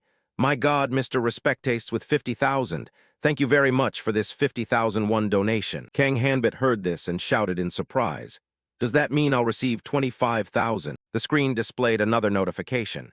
User Asuba donated 10,000 won. Other user donated 30,000 won. Finally, a big spender waved their hand and spent big. User Firacharisma donated 100,000 won. Seeing the amount, he went wide-eyed. 100,000 won. Is it really 100,000 won? Sincere thanks. Ju Yonwoo spoke, then turned to announce. Look at the viewer count increasing crazily. It's already hit the 8,000 mark. The chat group was also buzzing. It's really blowing up. My little slime channel. It was originally a hidden gem that only I knew about. I should have invested in this sooner. Currently, 8,164 people are watching. Kang Hanbit didn't answer but narrowed his eyes in thought. Just by completing a single quest for Atsubal, he attracted 8,000 people immediately. He awkwardly stammered his appreciation. Thank you all so much. Thank you for your donations. A comment immediately popped up demanding, show us a reaction worthy of 100,000 won. He nodded repeatedly, complying. A reaction, of course I'll do it. Meanwhile, Kang Hanbit was blankly calculating. The total donation received so far is about 500,000 won. His cut will be 250,000 won. On the other side, Ju Yonwoo was playing games for the viewers, and here is a dance to express my gratitude. This made the comment section go crazy with laughter. He's actually dancing. My eyes hurt. People are starting to leave. He kept his eyes fixed on his hands, calculating. This result was achieved just by completing one quest for Atsubal. If this momentum continues, maybe I'll earn a huge amount of money. Kang Hanbit clenched his fist, silently feeling. Finally, I have the ability to repay my mother's kindness, although those memories have now faded. But he suddenly paused, dejectedly rethinking what the goddess had shown him, the flow of time in the high-pressure reality. An image flashed in his head of a poster searching for this man. Name: Kang Hanbit, 25 years old, male, status: missing after departing for military service. Thinking of his mother's suffering, Kang Hanbit thought tragically. In that place, my mother completely gave up her own life just to find me. Therefore, from now on, I will make her happy. Ju Yonwoo's excited reminder instantly pulled him out of his train of thought. Hey buddy, try using that skill book. Everyone is waiting anxiously. Kang Hanbit paused before replying. I understand. Saying that, he gently touched the cover of the book. Immediately after, Kang Hanbit was instantly pulled into a virtual space. The system screen displayed. Unique grade Fireball skill book, a fire attribute attack skill that burns everything with a fierce explosion of flames. He raised an eyebrow and said thoughtfully, This is too overwhelming, it's practically cheating. Thinking back, I had to go through so much hardship before. Ju Yonwoo leaned in excitedly to probe. How is it? Isn't it wonderful, that feeling of how to use the skill just flowing into your head? Kang Hanbit replied without thinking. I don't think so. That remark quickly froze the atmosphere. He then remembered and quickly corrected himself. Well, it's starting to sink in now. Maybe it's because the transmission was a bit slow. Ju Yonwoo didn't think much of it and continued. Maybe it's because it's a unique grade skill, so the acquisition process takes longer. Even so, strange questions arose in Kang Hanbit's mind. I clearly already learned. Could it be reflecting what I learned in the other world? An image of the goddess popped into his head, making him pause. So this is the meaning of the phrase, character existence, when I first started. The excited urging of the boy suddenly rang out. Use it quickly, the audience is waiting anxiously. Kang Hanbit scolded him, speechless. Old news, I already told you I know. Ju Yonwoo pointed at the rock and requested, try firing it at that rock over there. He immediately raised his hand, thinking internally, focusing all his thoughts on his palm. Kang Hanbit paused for a second, sighed gently, then exerted force to summon a flame. A giant fireball tore through the wind, flying swiftly through the air. It carried an overwhelming momentum, lunging straight at the target. Just then, the rock was crushed to smithereens in the blink of an eye. Witnessing that explosion, he couldn't help but shout in surprise. Bro, that's really too amazing. Kang Hanbit tilted his chin proudly when hearing Ju Yonwoo's flattery. He laughed, lamenting. I didn't expect the power of rank 1 to far exceed what I imagined. Kang Hanbit suddenly went silent, his blank gaze revealing terror. His face pale, pupils constricting, his eyes filled with fear. The system appeared and announced coldly. New effect for title, 55-time recorder, unlocked. Kang Hanbit questioned in suspicion, stammering. What? Just as he finished speaking, a giant hand suddenly appeared above his head. The feeling of oppression made Kang Hanbit fear turning pale. At this moment, the system screen displayed information. 55-time recorder increases proficiency for all experienced skills extremely quickly based on actual experience. Keyword unlocked. Spirit. Anger flared up, making him clench his teeth in resentment, his hand resting on his knee trembling nonstop. Kang Hanbit scolded angrily. That damn goddess. Kang Hanbit just let out a breath, holding his head in resentment as he thought. It turns out she was always following every step he took. Ju Yonwoo asked worriedly, Hey buddy, are you okay? Kang Hanbit hurriedly reassured him. Don't worry, I'm fine. In his heart, he dejectedly added, Even if I explain, you wouldn't understand. Even so, Kang Hanbit found another excuse. Since this is the first time I've deployed high-level magic, my body must be a bit overloaded. I'm curious to see what a common rank skill looks like. Can you show me? He pointed at his face, confirming. You want me to demonstrate? Ju Yonwoo avoided it in panic. Is it absolutely necessary to do it right now? He cast a contemptuous look and continued. I'm just genuinely curious. Finally, the boy accepted. All right then, don't laugh after watching. Saying that, Ju Yonwoo quietly tried to calm himself down. He swung his hand hard to summon his fireball. Fireball. Seeing the fireball exist only for a split second, Kang Hanbit raised his eyebrows in admiration. He hesitated to offer praise. It actually has its own unique charm. That attitude made Ju Yonwoo panic. You can yell at me to my face if you want. Kang Hanbit added, speechless. But this spell looks a bit too small. He explained dejectedly. Didn't I tell you clearly from the beginning? Grinding magic proficiency is torture, yet you reached unique rank in just one try. Remembering the past, at that time, the system announced that player Loper had received a common rank fire skill book. The more Ju Yonwoo spoke, the more indignant he felt. That's so unfair, totally irrational.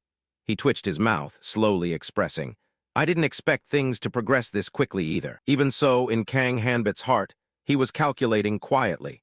The difference isn't just in the unique rank, but the gap in proficiency level is definitely terrifying. He suddenly put on a serious face to instruct. Look here, you're completely misunderstanding the nature of magic. Magic isn't simply pressing a button to cast a spell. Maybe it's because of the book of. But the real issue lies in a much more fundamental aspect. He kept pouring it out. The essence of magic is actually mathematics. Incanting and coordinating mana flows requires meticulous calculation down to the finest detail. It's not just a simple difference in rank, get it? Even though Ju Yonwoo was dumbfounded, Kang Hanbit didn't stop talking. Although unique skills are great, I won't be holding a staff for a while. The strength of magic is convenience, but for now, I don't intend to use it as a primary skill. Finally, the boy couldn't help but speak up. Hey, buddy. He glanced over suspiciously. What's wrong? Ju Yonwoo's next words instantly left Kang Hanbit speechless. You only created this character yesterday, right? Looking at his twisted expression, the comment section immediately started mocking. Thanks for the lecture. It went in one ear and out the other. He's deep in delusions of grandeur, too immersed in role-playing.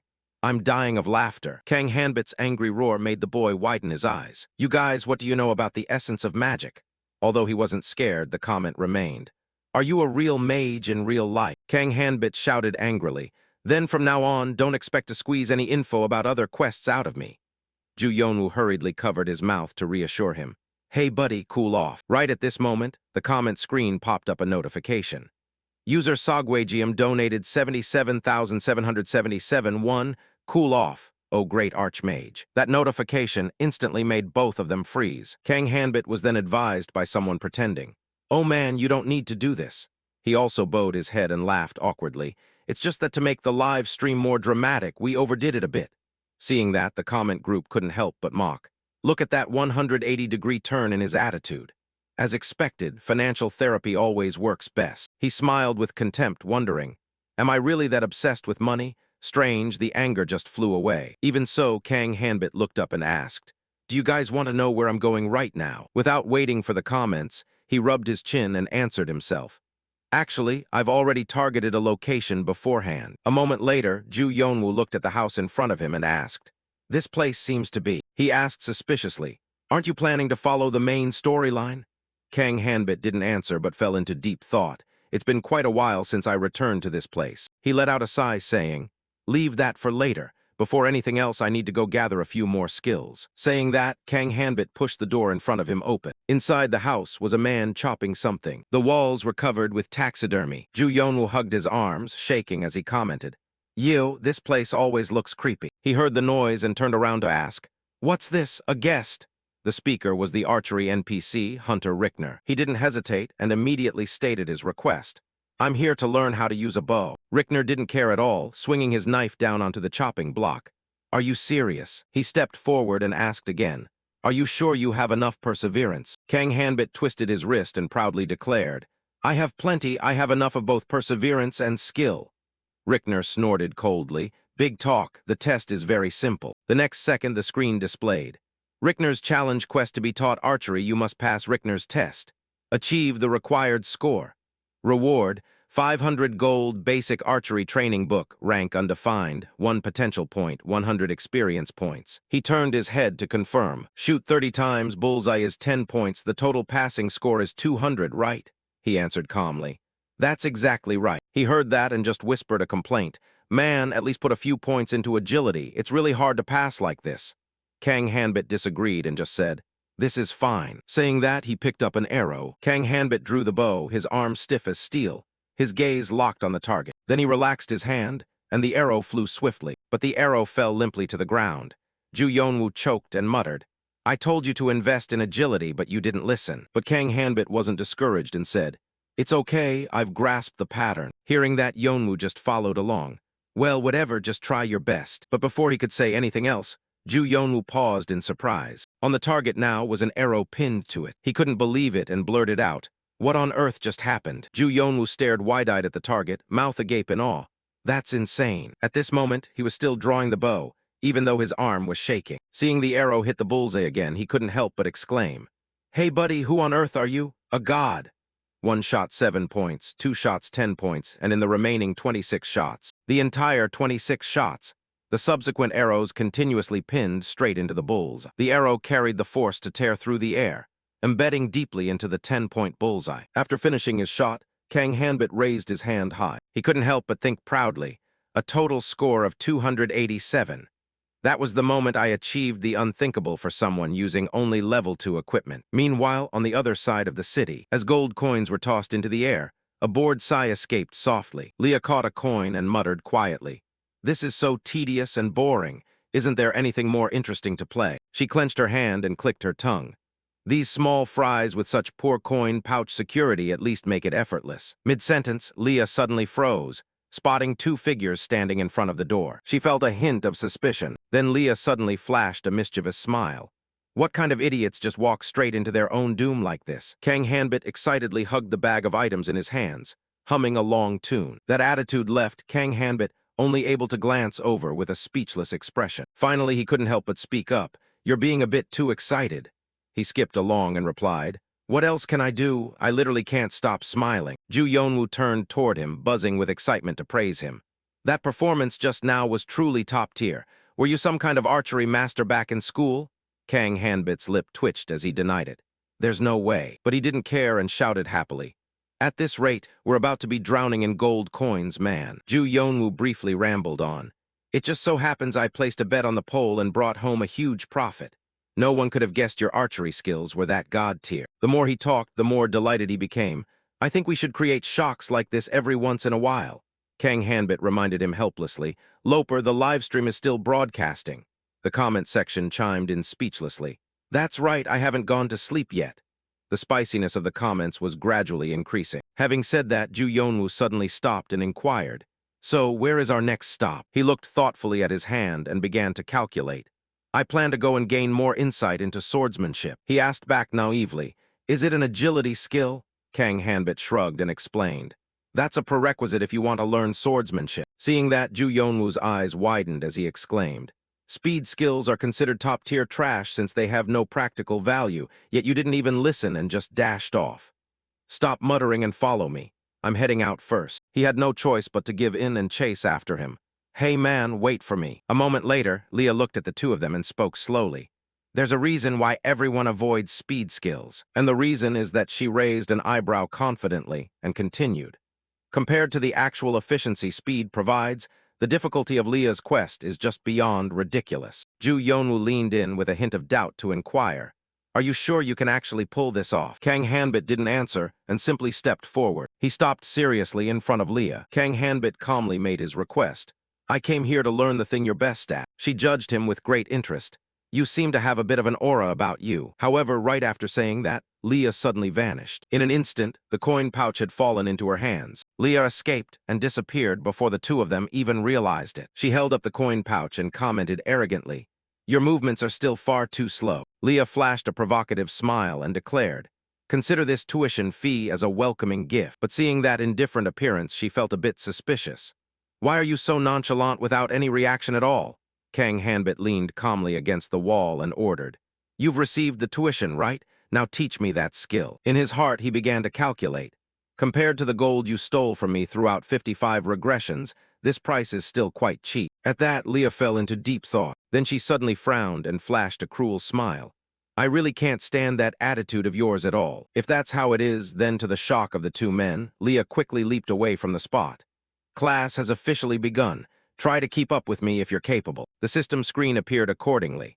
"Quest, Leah, the person who promised to teach you skills, has fled. Find her within the allotted time." Rewards, Leah's speed manual unidentified rank, 1 potential point, 100 experience points. Kang Hanbit's face darkened. In his mind, he began to estimate. According to information from experience, catching Leah once she has run off is impossible. Leah only allows the quest to be completed after sacrificing 25,000 gold over 5 lessons, each lasting 3 hours, totaling 15 hours. Meanwhile, Ju Yonwoo was wondering blankly, "Where's my money? My gold too." Looking at the timer before him, he fell into thought.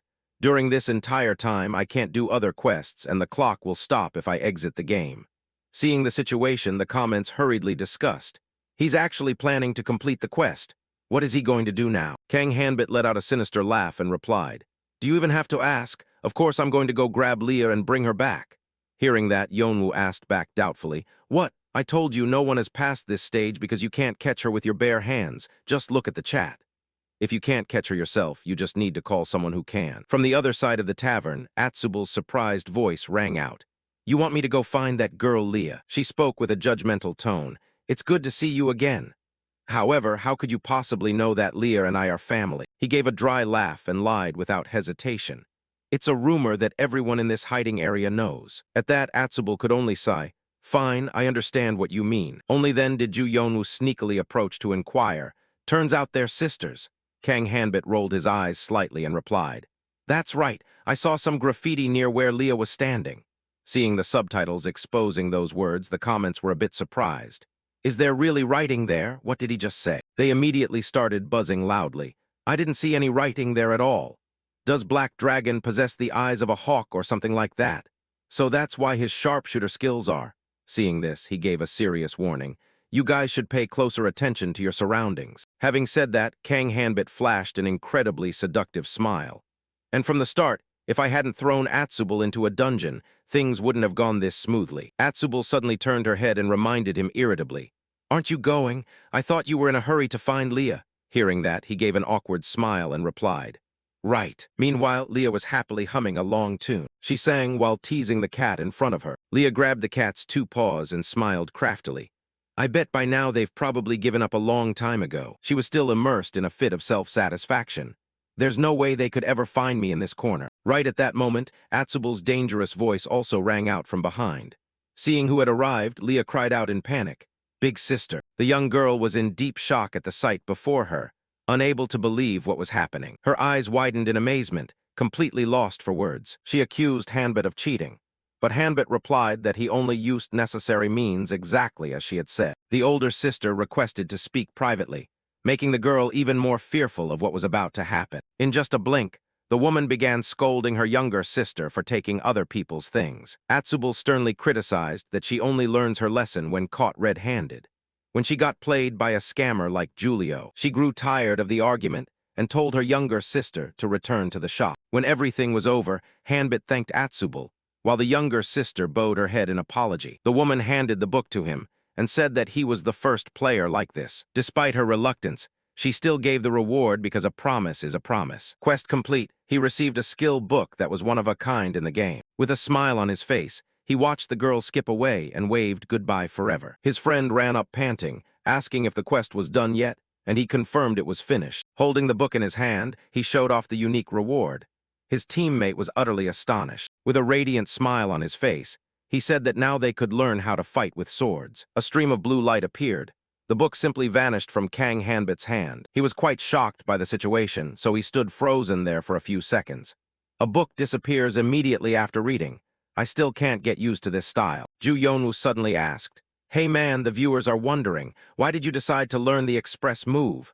Kang Hanbit rubbed his chin thoughtfully. Wasn't the reason already obvious enough? He began to propose a hypothesis. "Imagine you and I are in a race running at equal speeds. If I activate Express, I'll be slightly faster and win." "Right, but the Express skill in this RP game has a super small impact. You know that." Ju Yonwoo immediately chimed in. "Even if it's a unique rank, it doesn't make a big difference." However, all he received was a contemptuous glare from Kang Hanbit. "Try experiencing the feeling of dying over 50 times yourself before you talk. You idiot." Ju Yonwoo drew his sword. His appearance was incredibly confident. "You just said we're going to practice swordsmanship, right? In this field, I am your senior, level 2 swordsmanship. Its rank has already reached an incredibly formidable advanced level, you know." The viewers puked in unison upon seeing that. "What senior? That's just the average level of a casual player." Unexpectedly, a single sentence from Kang Hanbit left Ju Yonwoo shocked and speechless. "Is that what the viewers are commenting?" While he was still fumbling with the system screen, Kang Hanbit seemed to have reached a conclusion. It seems most gamers, including top players, are following roughly the same paths. He thought about many factors. The reason must be that guidebook, right? Because rumors say there's currently nothing that supports newbies better than that. The reason why no one completed Atsubul's quest before me is simply that no one had the ability to interact with her. All because of Julio's scam. All of that led to a rather unpleasant ending. In the end, Atsubul was arrested and went completely missing. As for Leah, she naturally became an NPC that no one bothered with anymore. Of course, there are still many people who choose to play RP in their own style. The vast freedom in the game makes it impossible to know which path is the most accurate. From that, Kang Hanbit seemed to conclude, being the first person to resolve Atsubul and Rickner's quests means that the experiences I have are the clues leading to the correct path. After careful thought, Kang Hanbit made a decision. All right, then I'll conquer RP in my own way. Even so, there was still something he was conflicted about. It was unclear what the goddess was plotting, but no matter what it is, I won't accept being a pawn for that woman to pull the strings anymore. Kang Hanbit and Ju Yonwoo set off again. The surrounding scenery with lush trees looked quite pleasant. Even though he was looking forward to it, Kang Hanbit couldn't help but complain. He's the most sought-after swordsmanship instructor NPC, but the road is so far. Ju Yonwoo was also exhausted. He quickly explained. That's because his image is that of a reclusive swordsman. However, when he saw a small pavilion ahead, Ju Yonwoo's voice changed instantly. We've arrived, it's over in that direction. He enthusiastically greeted the other party. Sorry to bother you. I've come here to request to learn swordsmanship. However, that man looked at them with a cold gaze. The murderous aura surrounding him was incredibly strong. The person's gaze seemed not very friendly. Ju Yonwoo felt a bit apprehensive seeing this.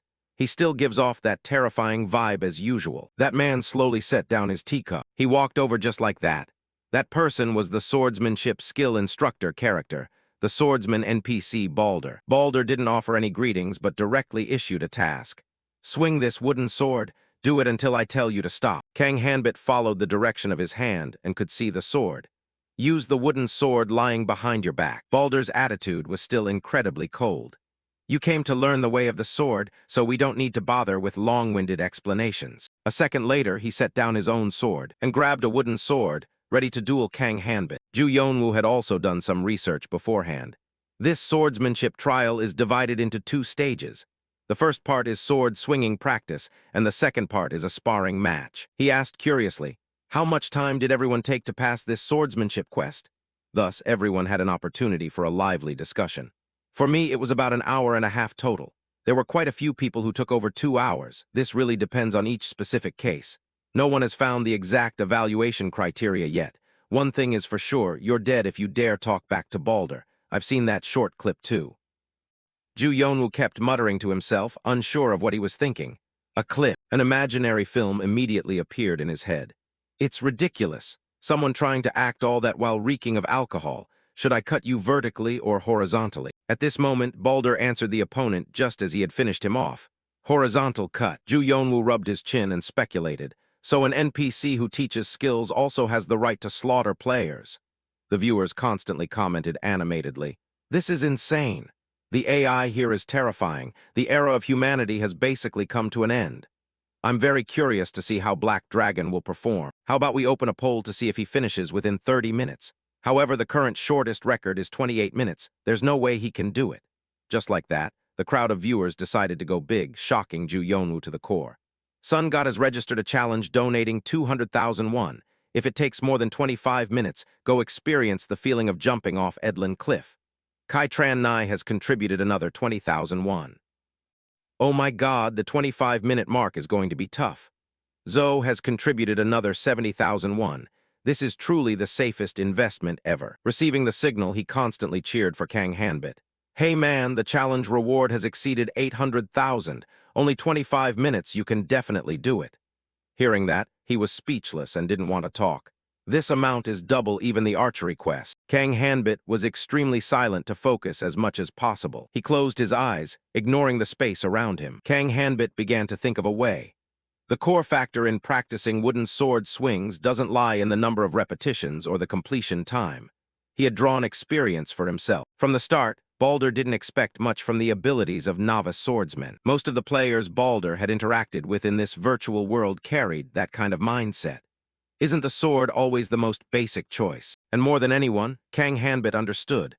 To Balder, witnessing players behave like that must be an incredibly great insult. Kang Hanbit picked up the sword. His gaze had now become steadfast. There was only one thing Balder truly desired, and that was a sincere and serious attitude toward the sword. He was ready to engage in combat. Balder remained incredibly calm. His gaze didn't waver in the slightest. Suddenly, Balder raised his hand to signal. He slowly made a declaration. That is enough. Everyone in the livestream room was floored. He hasn't even swung the sword once. What the hell just happened? Kang Hanbit also seemed able to breathe a sigh of relief. Success. Very quickly, a screen appeared. Linked quest activated. Your determination has touched the heart of Balder the swordsman. Balder expresses his deepest respect for your will. Defeat Balder in a direct duel. The difficulty level will be adjusted to match the player's level and stats. Ju Yonwoo quickly realized. Here it is, the second stage quest. He cried out in panic. Wait, does this also mean the quest was a total success? Now the comments were split into two lines of opinion. Completing it in less than a minute is truly over the limit. Doesn't count, this result must be invalidated. This way, nothing is interesting anymore. Very quickly, a notification appeared. Sword God donated 10,000 won, double the bet. I'll win if he blocks the wooden sword twice. Otherwise, the quest is void. Kang Hanbit couldn't help but be suspicious. You're planning to double the bet right here? Are you sure? Before Ju Yonwoo could answer, another notification. Sword God donated 100,000 won. If you successfully defend 4 times and pass it, I'll reward double the current total amount. If you fail, you and Loper have to go bungee jumping in real life. He looked at Kang Hanbit's back and thought to himself, must withstand 4 times to win. If my proficiency level affects the difficulty, this could be a bit problematic. Ju Yonwoo screamed as if he were going crazy. Hey, why do I have to go jumping too?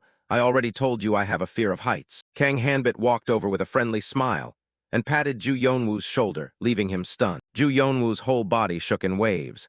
What is this? Why are you looking at me with those crafty, squinted, suspicious eyes? Are you actually going to do it? Kang Hanbit quickly reassured him.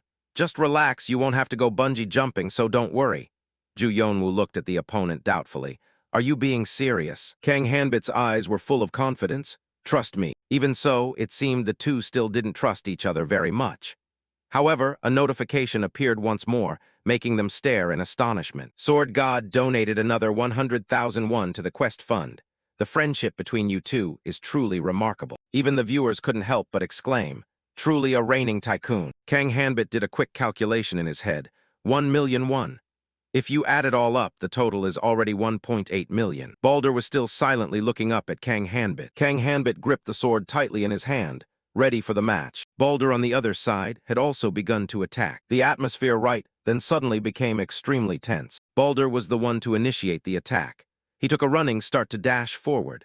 Balder's entire body was like an arrow flying toward Kang Hanbit. He gritted his teeth and thought to himself, the match has begun. Balder's sword collided with the ground, sending dirt and rocks flying everywhere. He didn't hold back at all and slashed straight toward Kang Hanbit. Ju Yonwoo on the side was so shocked his mouth hung open. What is this? Has he always attacked this relentlessly? Kang Hanbit was also currently under extreme tension from that previous attack. However, he didn't give up and defended with all his might. Ju Yonwoo was even more amazed seeing this. He actually held his ground. At this moment, Balder suddenly let out a breath. He withdrew his sword, a flow of energy radiating everywhere. It seemed Balder had not yet given up. Kang Hanbit frowned tightly. He didn't appear inferior to his opponent in the slightest. The distance between the two swords was now growing smaller and smaller. The sound of weapons clashing rang out crisply just like that. Kang Hanbit trembled as he thought to himself. As expected, because I'm in the game, my senses are still a bit sluggish. The reason is probably the device's synchronization rate. Suddenly, he lunged into the air. Kang Hanbit narrowly escaped danger thanks to his skills. Luckily, he had learned the dash skill beforehand. The wind began to pick up all around them, seemingly in response to their duel. Balder recognized it immediately. You seem lost in thought, don't you? His attitude was extremely arrogant. Are you trying to act cool, or is this situation beyond your expectations? Kang Hanbit smirked and retorted, isn't it the same for you? Balder frowned, his gaze revealing annoyance. I think I misjudged who you are. He lost his patience and lunged forward to attack. I'll end this match quickly. Kang Hanbit wasn't tense. On the contrary, he was completely at ease. We won't know the result until the very end. The two of them just dove into fighting each other like that. Kang Hanbit was nearly taken out by an arrow, making Ju Yonwoo scream in panic. Bro, he's way too strong. Why is a basic swordsmanship skill quest this difficult? When Ju Yonwoo saw that Kang Hanbit was still unscathed, he breathed a sigh of relief. Yes, he dodged that attack. Everyone in the live stream also had a heart-stopping moment. That's terrifying. That was a hair-raising situation. They were also enthusiastically analyzing. Black Dragon's body control is truly insane. Is this game actually this deep? Kang Hanbit observed Baldur's expression and guessed. At this moment, he must be starting to feel impatient. Indeed, as he thought, the old man swung his sword forward because he should have fallen long ago. Yet he was currently fighting back better than expected. Baldur seemed to have made up his mind to destroy Kang Hanbit. Unexpectedly, this time he once again anticipated Baldur's intent and blocked it with his sword. Baldur was utterly shocked. He couldn't believe the reality before his eyes. Kang Hanbit smirked with satisfaction. Your movements are starting to have major openings. Baldur was sent staggering back a considerable distance by the force of his blow. Kang Hanbit keenly noticed the sword silently gathering power in the opponent's hand. He didn't dare lower his guard for even a second. This looks a bit dangerous. Baldur leaped into the air to attack. Kang Hanbit didn't fall behind and attacked as well. It seemed their actions were simultaneous. Baldur's gaze was filled with murderous intent. He had no intention of letting Kang Hanbit off. On this side, Kang Hanbit's momentum was not inferior. Both were evenly matched. The clinking sound of weapons colliding rang out piercingly. Before long, the sword showed signs of cracking. Baldur, with his seasoned experience, managed to knock Kang Hanbit back along with his sword. Kang Hanbit's whole body seemed to be under strong impact, yet he wore a bizarre smile. Baldur saw it and was extremely bewildered. He stood frozen in place. Even though Kang Hanbit fell to the ground, he still struck a cool pose. That makes 4 successful defenses. Kang Hanbit was completely relaxed now. The mission was a success. Everyone in the livestream room couldn't believe what the hell was happening. Kang Hanbit lay on the ground and lamented. That match was truly intense. The system notified them. Sword duel halted due to wooden sword breaking. The crowd started wildly speculating in the comments. So the challenge ends here. Then the mission must have been completed successfully. But honestly, this is still too hard to believe. What just happened was truly dramatic. This is the first time I've seen old man Baldur lose his cool like that. Is this only his second day? Kang Hanbit, on the contrary, didn't care much. Anyway, this feeling is great. Suddenly he remembered. What about the mission reward money? Ju Yonwoo immediately answered. After the live stream ends, I'll calculate it and pay you in full, buddy. Kang Hanbit looked at him suspiciously. Are you really going to transfer it to me? Ju Yonwoo confirmed firmly again. Of course, buddy. Suddenly he asked, Hey, we first met in the military, right? Kang Hanbit's face showed no emotion. That's right. So what? Unexpectedly, the next second Ju Yonwoo placed a hand on his shoulder. He asked excitedly, What kind of work did you do before enlisting, buddy? Kang Hanbit didn't answer but thought to himself.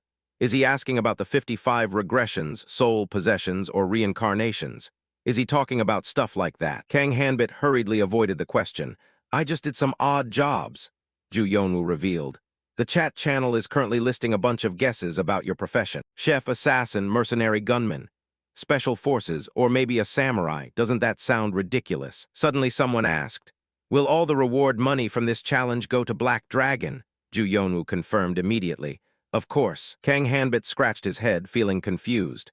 Aren't we supposed to split the profit 50-50? Why do I get it all? Ju Yonwoo was incredibly generous. It's fine, you passed those challenges entirely through real physical skill. Kang Hanbit looked at the screen and gave a cold reply. Thanks for saying that, but at least it's a relief that you don't have to dance. As soon as he finished speaking, everyone in the livestream mocked him. Do you really think he'd dare to jump down? Seriously? Kang Hanbit was stunned, still not understanding. Isn't that right? At this moment, the familiar notification popped up again. Sword God donated 100,000 won. Keep using the sword more so I can observe and learn. Ju Yonwoo was moved to tears. Oh my God, Master Sword God, thank you again for this huge donation. I will practice more diligently with the sword. On this side, Kang Hanbit noticed something. It turned out Baldur had been standing alone by the tree this whole time. Kang Hanbit looked at him and guessed. That old guy looks pretty angry. Even though he was silent, it was clear he was trying to suppress his rage. Kang Hanbit looked at Baldur and thought, he must be blaming himself for letting a rookie like me read through all his moves. At this moment, he walked over and asked, The duel is over, right, sir? Although reluctant, Baldur had to confirm, That's right, just wait here. Kang Hanbit stood there silently watching Baldur walk away. He was clenching his teeth to keep from showing his true feelings. Whoever comes after me is definitely going to bear this anger. He then handed me a book. take this. Kang Hanbit took it politely and examined it carefully. Magic, archery, dash, and now swordsmanship. This is the fourth one, right? Not long after, a notification appeared. Quest complete. Based on Balder's evaluation, rewards have been upgraded to the maximum level. Received 3,000 gold and the unique grade basic swordsmanship training book level 1. At this moment, another message appeared. Apprentice swordsman donated 10,001. Please teach me more about swordsmanship. Immediately, everyone started begging. I want to be taught too. Me too. Me as well. Kang Hanbit didn't have the energy to worry about this, so he dragged Ju Yonwoo in as a shield. You handle the fan interaction stuff. I still have things to take care of. He received the order and quickly got to work. Thanks, everyone. I think Bin can also teach you guys a little bit. Actually, I've reached level 2 swordsmanship myself. Kang Hanbit chased after Balder and called him back. Hey, Balder. He asked again. There must be something left, right? However, Balder just stood there silently, saying nothing. After a while, he took something out of his pocket. I heard my master moved to the Edlin region. If you meet him, show him this. At the very least, he'll be willing to listen to what you have to say. My master is currently in a place where the winds converge. Kang Hanbit took the item, starting to ponder Balder's words. A place where the winds converge. After finishing up, Kang Hanbit went back and called Ju Yonwoo. All right, let's head back to the city. What on earth are you doing? He answered very confidently, interacting to thank the audience. Just then another message popped up. IC donated 1,001, currently being tortured by Balder, had to work overtime today. Time passed just like that. I don't know how long after, Ju Yonwoo asked curiously. Is the next destination Balder's master? Kang Hanbit was too tired, so he said dejectedly, let's stop here for today. Ju Yonwoo was incredibly surprised. What? He stood up and stretched a few times to loosen his body. I have to go to work tomorrow. If I don't get some sleep, I'll be in big trouble. See you tomorrow. Ju Yonwoo didn't force him. That's true, we've been active for a long time today. See you tomorrow, buddy. As soon as you're off work, you have to log back on immediately, got it? But Kang Hanbit replied recklessly. I can't promise that. Kang Hanbit logged out of the game just like that. It's way too hot. His whole body was drenched now, sweating like he'd just stepped out of a bath. I need to shower and go to bed immediately. Was it because I was too focused on the swordsmanship quest, since I didn't actually move at all in reality? However, right at this moment, the phone rang. It turned out to be a text message. Buddy, you did a great job today. I'll transfer the money right away. I'm going to sleep like a log now. Looking at the transferred amount, Kang Hanbit mused. You could have just saved it up and sent it all at once. But when he looked closer, he couldn't help but be shocked. Kang Hanbit just stared at the phone, stunned for a few seconds. His hand couldn't stop trembling. What is this? Are the total donations from yesterday and today really this high? Kang Hanbit started calculating. The actual playing time was only about 10 hours. Is it possible that I don't need to work anymore and still be fine? No way, I worked so hard to return to this reality I've always longed for. If I have any intention of returning to that path, it would be a huge mistake. So Kang Hanbit told himself, I'm really sorry to the viewers, but just consider this live stream as a hobby. Kang Hanbit guiltily thought of Ju Yonwoo. I'm a bit worried about him. He helped me quite a bit. Buddy, I just transferred 3,000,001. You're still going to continue live streaming, right? Kang Hanbit tried to convince himself. No, just snap out of it. Surely donations won't always be this plentiful. Mom will definitely be more at ease if I have a stable job. But thinking it over, Kang Hanbit smiled happily. But sometimes showing filial piety like this is truly good. I don't know how long later, Kang Hanbit woke up to a hurried calling. Kang Hanbit. At this moment, Kang Hanbit was still bewildered, not fully awake. Mom, why are you calling me so early? Si-yeon scolded him angrily. Early? The sun is already blazing high. She pointed furiously at the phone screen. More importantly, where did this money come from? Kang Hanbit opened his eyes and looked first. He looked at the number, not knowing how to answer. That is. Si-yeon hit Kang Hanbit a few more times. What on earth did you do all night long? You aren't doing anything shady behind my back, are you? Kang Hanbit said indignantly. No way. I earned this money legitimately. Let me explain before you hit me. Si-yeon was still skeptical. Legitimately? Legitimate how? She glanced at Kang Hanbit. The only way to get a large amount of money this fast is gambling. He heard that and felt helpless. I told you it's not like that, honestly. Kang Hanbit started explaining from start to finish. I told you about Ju Yonwoo before, right? And I said he gave me a gift to ask me to play games with him. We live-streamed that game together. Because people's reactions were better than expected, I just earned a little bit of money. Kang Hanbit affirmed again. You are the one who understands best. I'm not the type of person who does illegal things. Sion sighed. Oh, leave it until I get home from work, then we'll talk more. Hurry up and get ready for work. Kang Hanbit wouldn't give up, continuously saying, Mom, I'm telling the truth. Sion's voice softened noticeably. Who said I didn't believe you?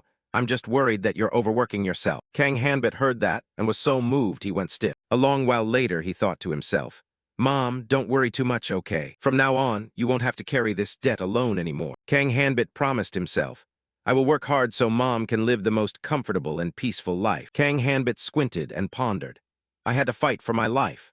Having gone through 55 regressions, soul possessions, and reincarnations in another world, now the weight of reality doesn't even come close compared to that horrific period. He clenched his fist, thinking cautiously, I used to think like that. But Sungmin rested his chin on his hand and scolded. An intern daring to daydream when just starting work. Do you think that's acceptable? He leaned back against the chair, reminding him, Pull yourself together. This is a professional office environment. Kang Hanbit shouted inside, being scolded by the old boss for no reason early in the morning, truly annoying. He recalled the time Lee Minyu gave him the stack of papers. Just stepped foot into the office. Senior Lee Minyu gave me a stack of papers, then went to do field research. Kang Hanbit stared, focusing on every line of text inside it. The content was a bit complex but arranged very scientifically, so I didn't have much difficulty grasping it. Afterward, he turned around, intending to leave. Just as I was about to get to work, the team leader suddenly called me back. At this moment, Kang Hanbit stood silently in front of Sungmin. He called me a trial version and started making things difficult with tasks unrelated to my expertise. He clicked his tongue, then threw a card on the table, ordering, Go downstairs, buy some coffees, and bring them up here. Kang Hanbit asked confusedly, Team leader, which type of coffee would you like? Sungmin's eyebrows narrowed, appearing unhappy. He glared at Kang Hanbit and scolded. We only drink iced Americano here. Did Lee Minyu teach you nothing? He was startled, answering in panic. No, sir, it's just that I forgot for a moment. Afterward, Kang Hanbit trudged away. He intends to use Lee Minyu to bully me if I show any weakness. Even though it was just running errands, my steps felt incredibly heavy. Sometime later, I returned and saw Sungmin scolding Lee Minyu. When I bought the coffee and came back to my seat, I saw Lee Minyu being scolded terribly by the team leader. His eyes were lifeless as he listened. It was like this was a daily occurrence. He just stood listening to the boss's nonsense with dead eyes, Lee Minyu's face completely vacant. He slowly spoke up, expressing his weary state. With my current workload, I'm afraid I can't take on any more tasks. Sungmin gripped the documents in his hand and shouted furiously. Lee Minyu, have you grown some feathers now, daring to pick and choose your work? He threw them straight into Lee Minyu's face, snapping. If I tell you to do it, just get it done. You damn idiot. Seeing the situation, Kang Hanbit set the coffee cup down hard on the table. Team leader, here is your coffee. Following that, he knelt down to pick up each sheet of paper from the floor. Sungmin grabbed the coffee cup and shot a cold glare at Kang Hanbit, the team leader eyeing me sharply, as if he'd understood the ulterior motive behind my actions. He reproached in a low voice, You bunch are truly unbelievable. After returning to the office, Lee Minyu leaned back in his chair in misery. And after we finished organizing the documents, we returned to our workstations, though Lee Minyu's mood seemed deeply troubled. Kang Hanbit observed his expression as it was reflected in the computer screen, nodding that his eyes looked emptier than ever. Afterward, Lee Minyu offered a sincere apology. I'm sorry, Kang Hanbit. I let you see an ugly scene again. Kang Hanbit scratched his head and gave an awkward smile in response. It's fine, it's nothing. The team leader probably just isn't in a good mood today. He didn't just apologize for that, though. He turned around and slowly began to share. The new project the old team leader assigned to me is in the development sector. As you can see, Lee Minyu glanced at the stack of documents and continued. However, it's going to consume a lot of time. I'm afraid that from now on I won't be able to mentor you as thoroughly anymore. Such a passion, truly. That's why I feel so bad for you. Only then did Kang Hanbit calmly ask back. When you dropped that pile of documents earlier, I caught a glimpse of them by accident. Does that new project have something to do with the RP game? He rested both hands on the table and revealed without hiding anything. That's right. It's a project for the equipment industry, but since that machinery system is very complex, I'm forced to experience the game directly for a long time. Lee Minyu's face was full of seriousness as he tapped his chest and said regarding the matter, I think I can be of use to you. The sunset sky gradually shifted into shades of purple and pink. He left the car, stepping down onto the ground. Kang Hanbit stood silently in place, staring intently at his phone screen. Ju Yonwoo waved and called out to him. Hey man, I'm over here. Kang Hanbit's face stiffened at his sudden appearance. Ju Yonwoo approached him with a radiant smile and asked, Did your work go well today? A dark circle was clearly visible under his eyes. Kang Hanbit raised an eyebrow and pointed at Ju Yonwoo's face, commenting, You look like you've lost your soul. Did you not sleep at all? He replied enthusiastically. I got a full 3 hours. Come on, let's go inside and talk more. A coffee shop signboard appeared. Kang Hanbit let out a tired sigh. He leaned back in his chair and complained, This office life is truly torture. Ju Yonwoo saw Kang Hanbit's state and asked, Is it that bad? He replied gloomily. I honestly want to spend an entire live stream just cursing out that team leader. Then Kang Hanbit slumped onto the table and wondered, So, what exactly did you want to talk to me about anyway? Ju Yonwoo held his phone screen straight out for him to see. Look at this, check it out. He shared excitedly. These are the messages that have been sent since our live stream yesterday. So many different companies have been trying to contact us. Ju Yonwoo turned the phone back toward himself and added, There's even a huge conglomerate like Iho Gaming. They're offering a starting salary of 100 million. Kang Hanbit was so surprised he was speechless. 100 million. He held up his index finger and shared awkwardly. Companies are currently fighting over you. Which side are you going to choose? In my opinion, this place is the best. Ju Yonwoo saw Kang Hanbit's scrutinizing expression and became flustered. Man, what's wrong? Why does your face look so tense? Did something happen at the company? He pushed off the table with both hands to stand up and called him out. Stop hiding it and just tell me. Kang Hanbit spoke in a serious tone. I'll know the moment you lie. He backed away slightly and justified himself. I'm not hiding anything. Kang Hanbit's face was full of murderous intent as he questioned. Do you actually want me to join a big corporation? Ju Yonwoo broke into a cold sweat and stammered. Hey man, I mean big brother, I didn't mean anything bad by it. He replied, I know that. Then Kang Hanbit used both hands to mess up Ju Yonwoo's hair. However, don't hide your true feelings like that. He raised an eyebrow and yelled out, That hurts, oh my God. Ju Yonwoo's shrill scream echoed throughout the coffee shop. He slumped his head dejectedly and reproached in a low voice. That was seriously too much. I was just. Ju Yonwoo sobbed as he bared his heart. I know you're having financial difficulties, so I just wanted you to have a better job. I also know you wouldn't like it if I kept helping you like that. Isn't a starting salary of 100 million an incredibly attractive offer? Kang Hanbit waved his hand and responded. I appreciate your feelings, and obviously that 100 million salary is amazing to me. But you were the one who invited me to play RP in the first place. Ju Yonwoo listened thoughtfully to his words. I think I need to listen to what your desires are first. Ju Yonwoo shared sincerely. It's true that RP is a huge hit right now, but honestly it doesn't really suit me that well. He recalled the moment he leaned his hands on his knees in exhaustion. Pursuing adventure and total freedom sounds romantic and cool. But when I actually start playing, it's much harder than I thought, and I haven't made much progress. Honestly, I prefer being a viewer. Ju Yonwoo fixed his eyes on Kang Hanbit's relaxed silhouette. To someone like me, you are. He put his hands on his hips and looked into the distance. The brightest star in this RP world. Strings of memories flashed through Ju Yonwoo's head like a film. All those fresh and exciting moments when I got to play with you. I want to be immersed in it, and I want to share that feeling with everyone. He smiled gently and affirmed with sincerity. So, I want to build an MCN around you. Kang Hanbit smiled softly as he watched Ju Yonwoo share his thoughts. Instead of a stiff company, it would be like a guild combining real life and the game. He rested his chin on his hand and replied, Oh, isn't that what you mentioned back when we were in the military? Ju Yonwoo immediately denied it. No way. Do you remember what I said while we were training? Kang Hanbit asked back in confusion. What does that matter? So how exactly do you plan to make money? He scrolled through his phone and stated, A function to upload videos to Big Corner. The platform we're streaming on was just updated. The advertising revenue is actually bigger than I thought. Ju Yonwoo stopped at a post about Kang Hanbit and continued. And right now, you're the most talked about user on Nekora. What's more, they're placing our videos in the most prominent spots. After witnessing your skills, people will start diving into the RP world, and more people will want to join us on that journey. Ju Yonwoo asked with a radiant glow, What do you think about us expanding our broadcast scale? He broke into a cold sweat and hesitantly raised a concern. Didn't you promise to help me get a job at a big corporation? Ju Yonwoo imagined himself and Kang Hanbit standing on a stage and said, Oh, by the way, you aren't an employee. Let's be co-CEOs.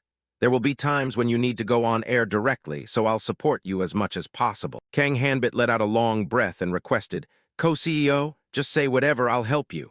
Ju Yonwoo grinned with his eyes closed and thanked him. Thanks, man, I'll definitely develop this well. His face took on a thoughtful look, his eyes lowering.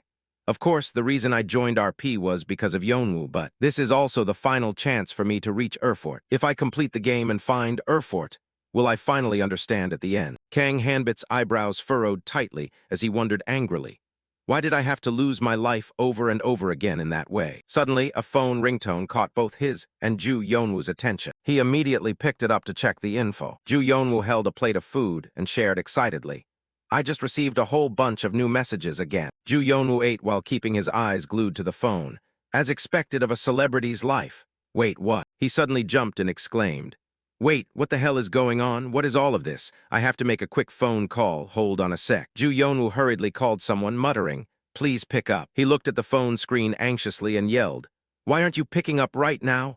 Kang Hanbit saw Ju Yonwoo's loss of control and asked, What's happening? He suddenly mentioned the archer. Do you still remember that Vanguard team we met? Kang Hanbit remembered quickly, crossing his arms as he replied. Ah, the one with the golden bow, right. Ju Yonwoo raised an eyebrow and explained. They're the vanguard force of a German company called Rasuhin. Then he let out a heavy sigh and leaned back in his chair, adding, There's news that the quest reward rankings will decrease based on who gets there first. Rasuhin has declared they're going to monopolize this quest.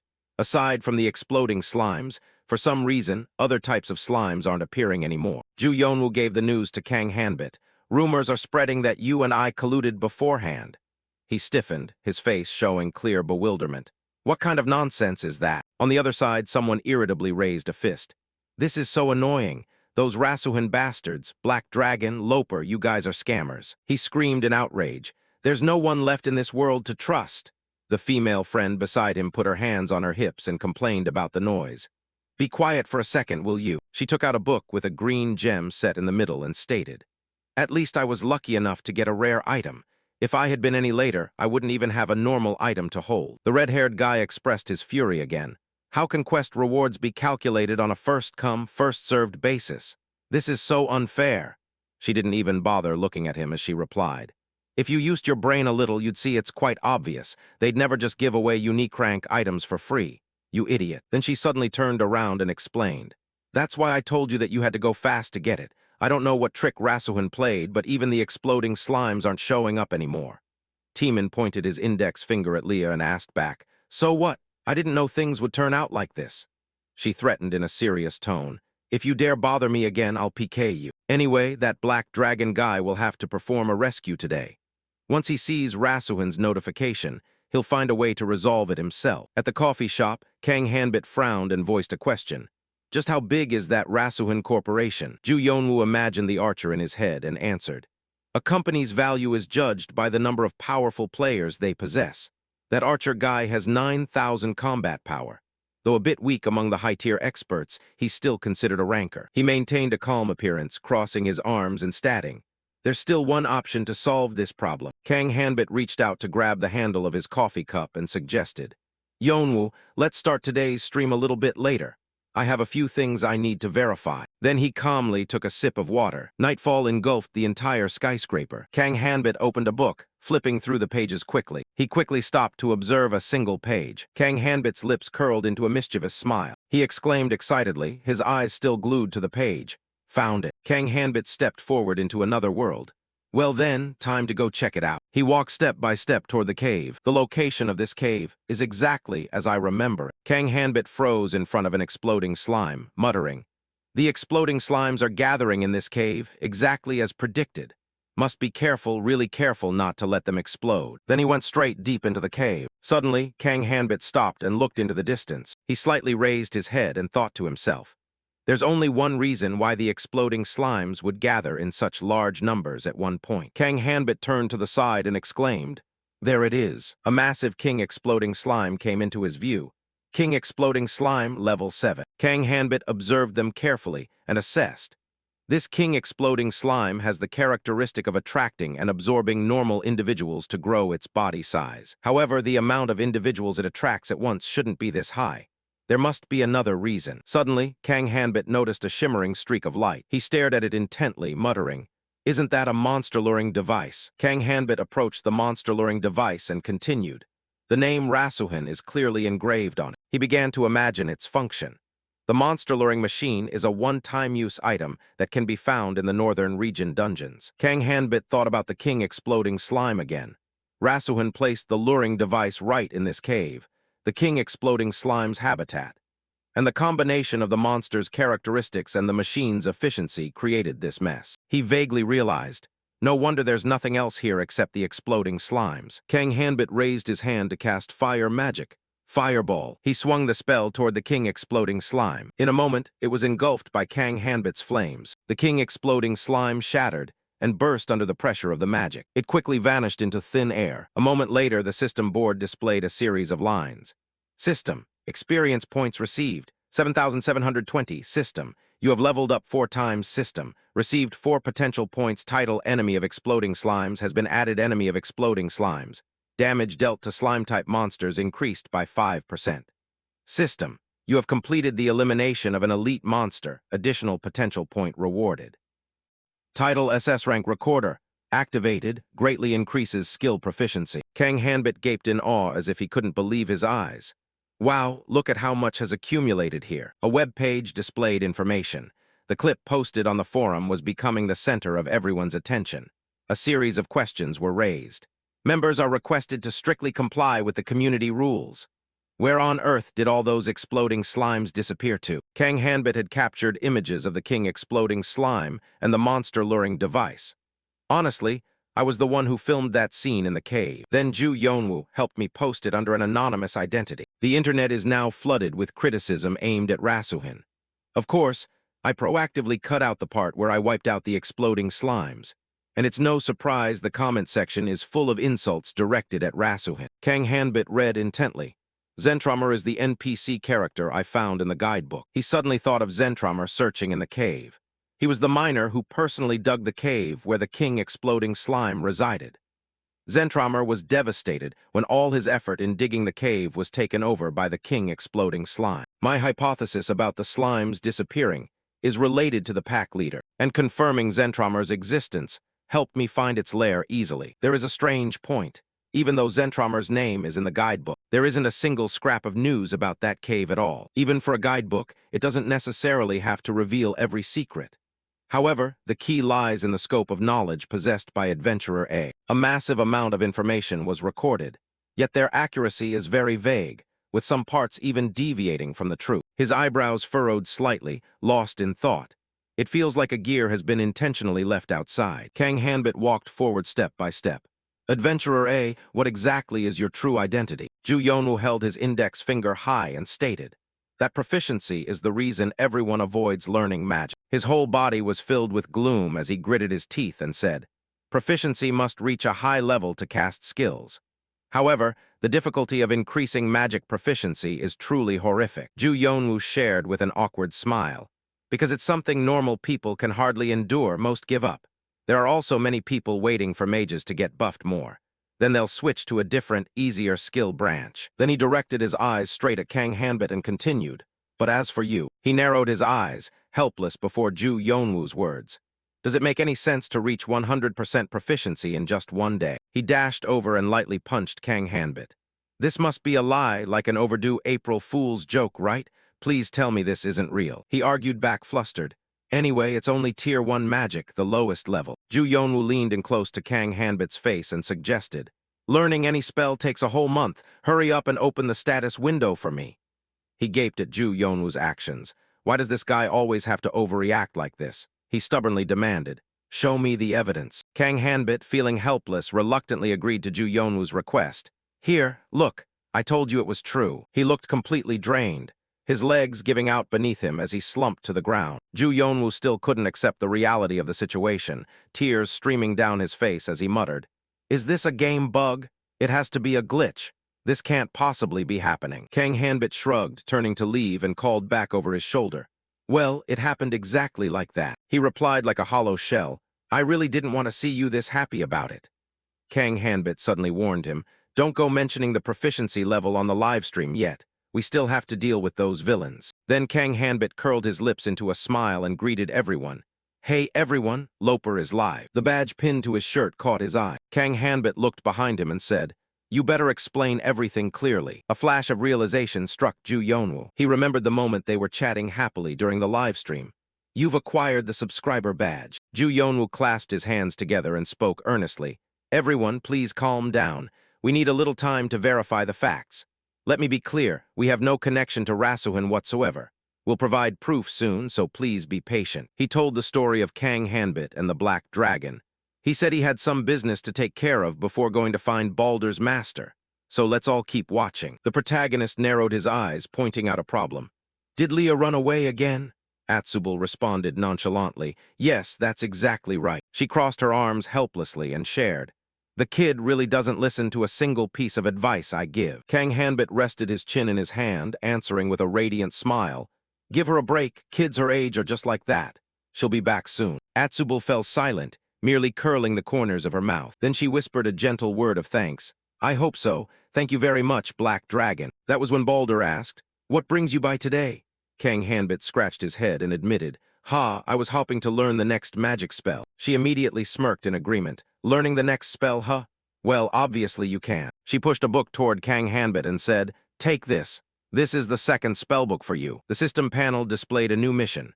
Mission: learn the second magic skill from Atsubal. Goal: use Atsubal's spellbook.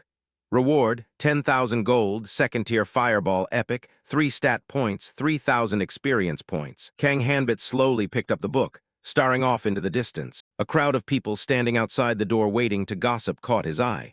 Right. The crowd is very curious. Kang Hanbit opened the page in the book. He seriously absorbed the knowledge within it. A moment later, the notification panel displayed. System notification: mission officially completed. Thanks to completing it first, the reward grade was upgraded from epic to unique. The gold reward increased from 10,000 to 20,000. Stat points received increased from 3 to 6. Experience points skyrocketed from 3,000 to 7,000. Your level has increased by 2. You have been granted 2 additional stat points. Ju Yonwoo eagerly announced. Look at that, everyone. Black Dragon has leveled up and learned Fireball. Atsubal fixed her eyes on Kang Hanbit and warned, if you run into any trouble, try finding the Magic Research Lab in Edlin City. You'll definitely find a way out there.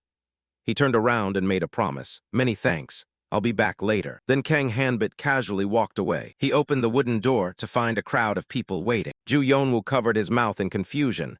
This looks scary. The archer shot a sharp glare at Kang Hanbit. He and Ju Yonwoo calmly walked forward. Kang Hanbit passed him and teased. Hey guys, you look so fierce. Why don't you relax your brows a bit?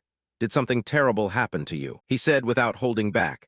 I hope everything goes smoothly this time, but I'm also curious how it'll end. Atsubal's shop became increasingly noisy. Hey Atsubal, hand over that spellbook. Sister, I want a spellbook too. Me too, give me one. People were standing noisily in front of her shop waiting.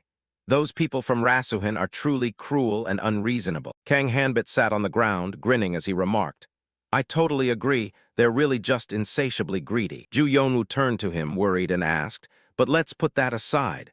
What exactly did you want to show us? If things keep going like this, Rasuhin is going to hog all the benefits. Kang Hanbit calmly asked back, Yonwoo, what do you think is the difference between them and me? The archer held the book up in front of everyone and commanded, I'll count to 3, and we'll all open it at the same time. Kang Hanbit stood up as he counted. 1. He put his hands on his hips, filled with anticipation.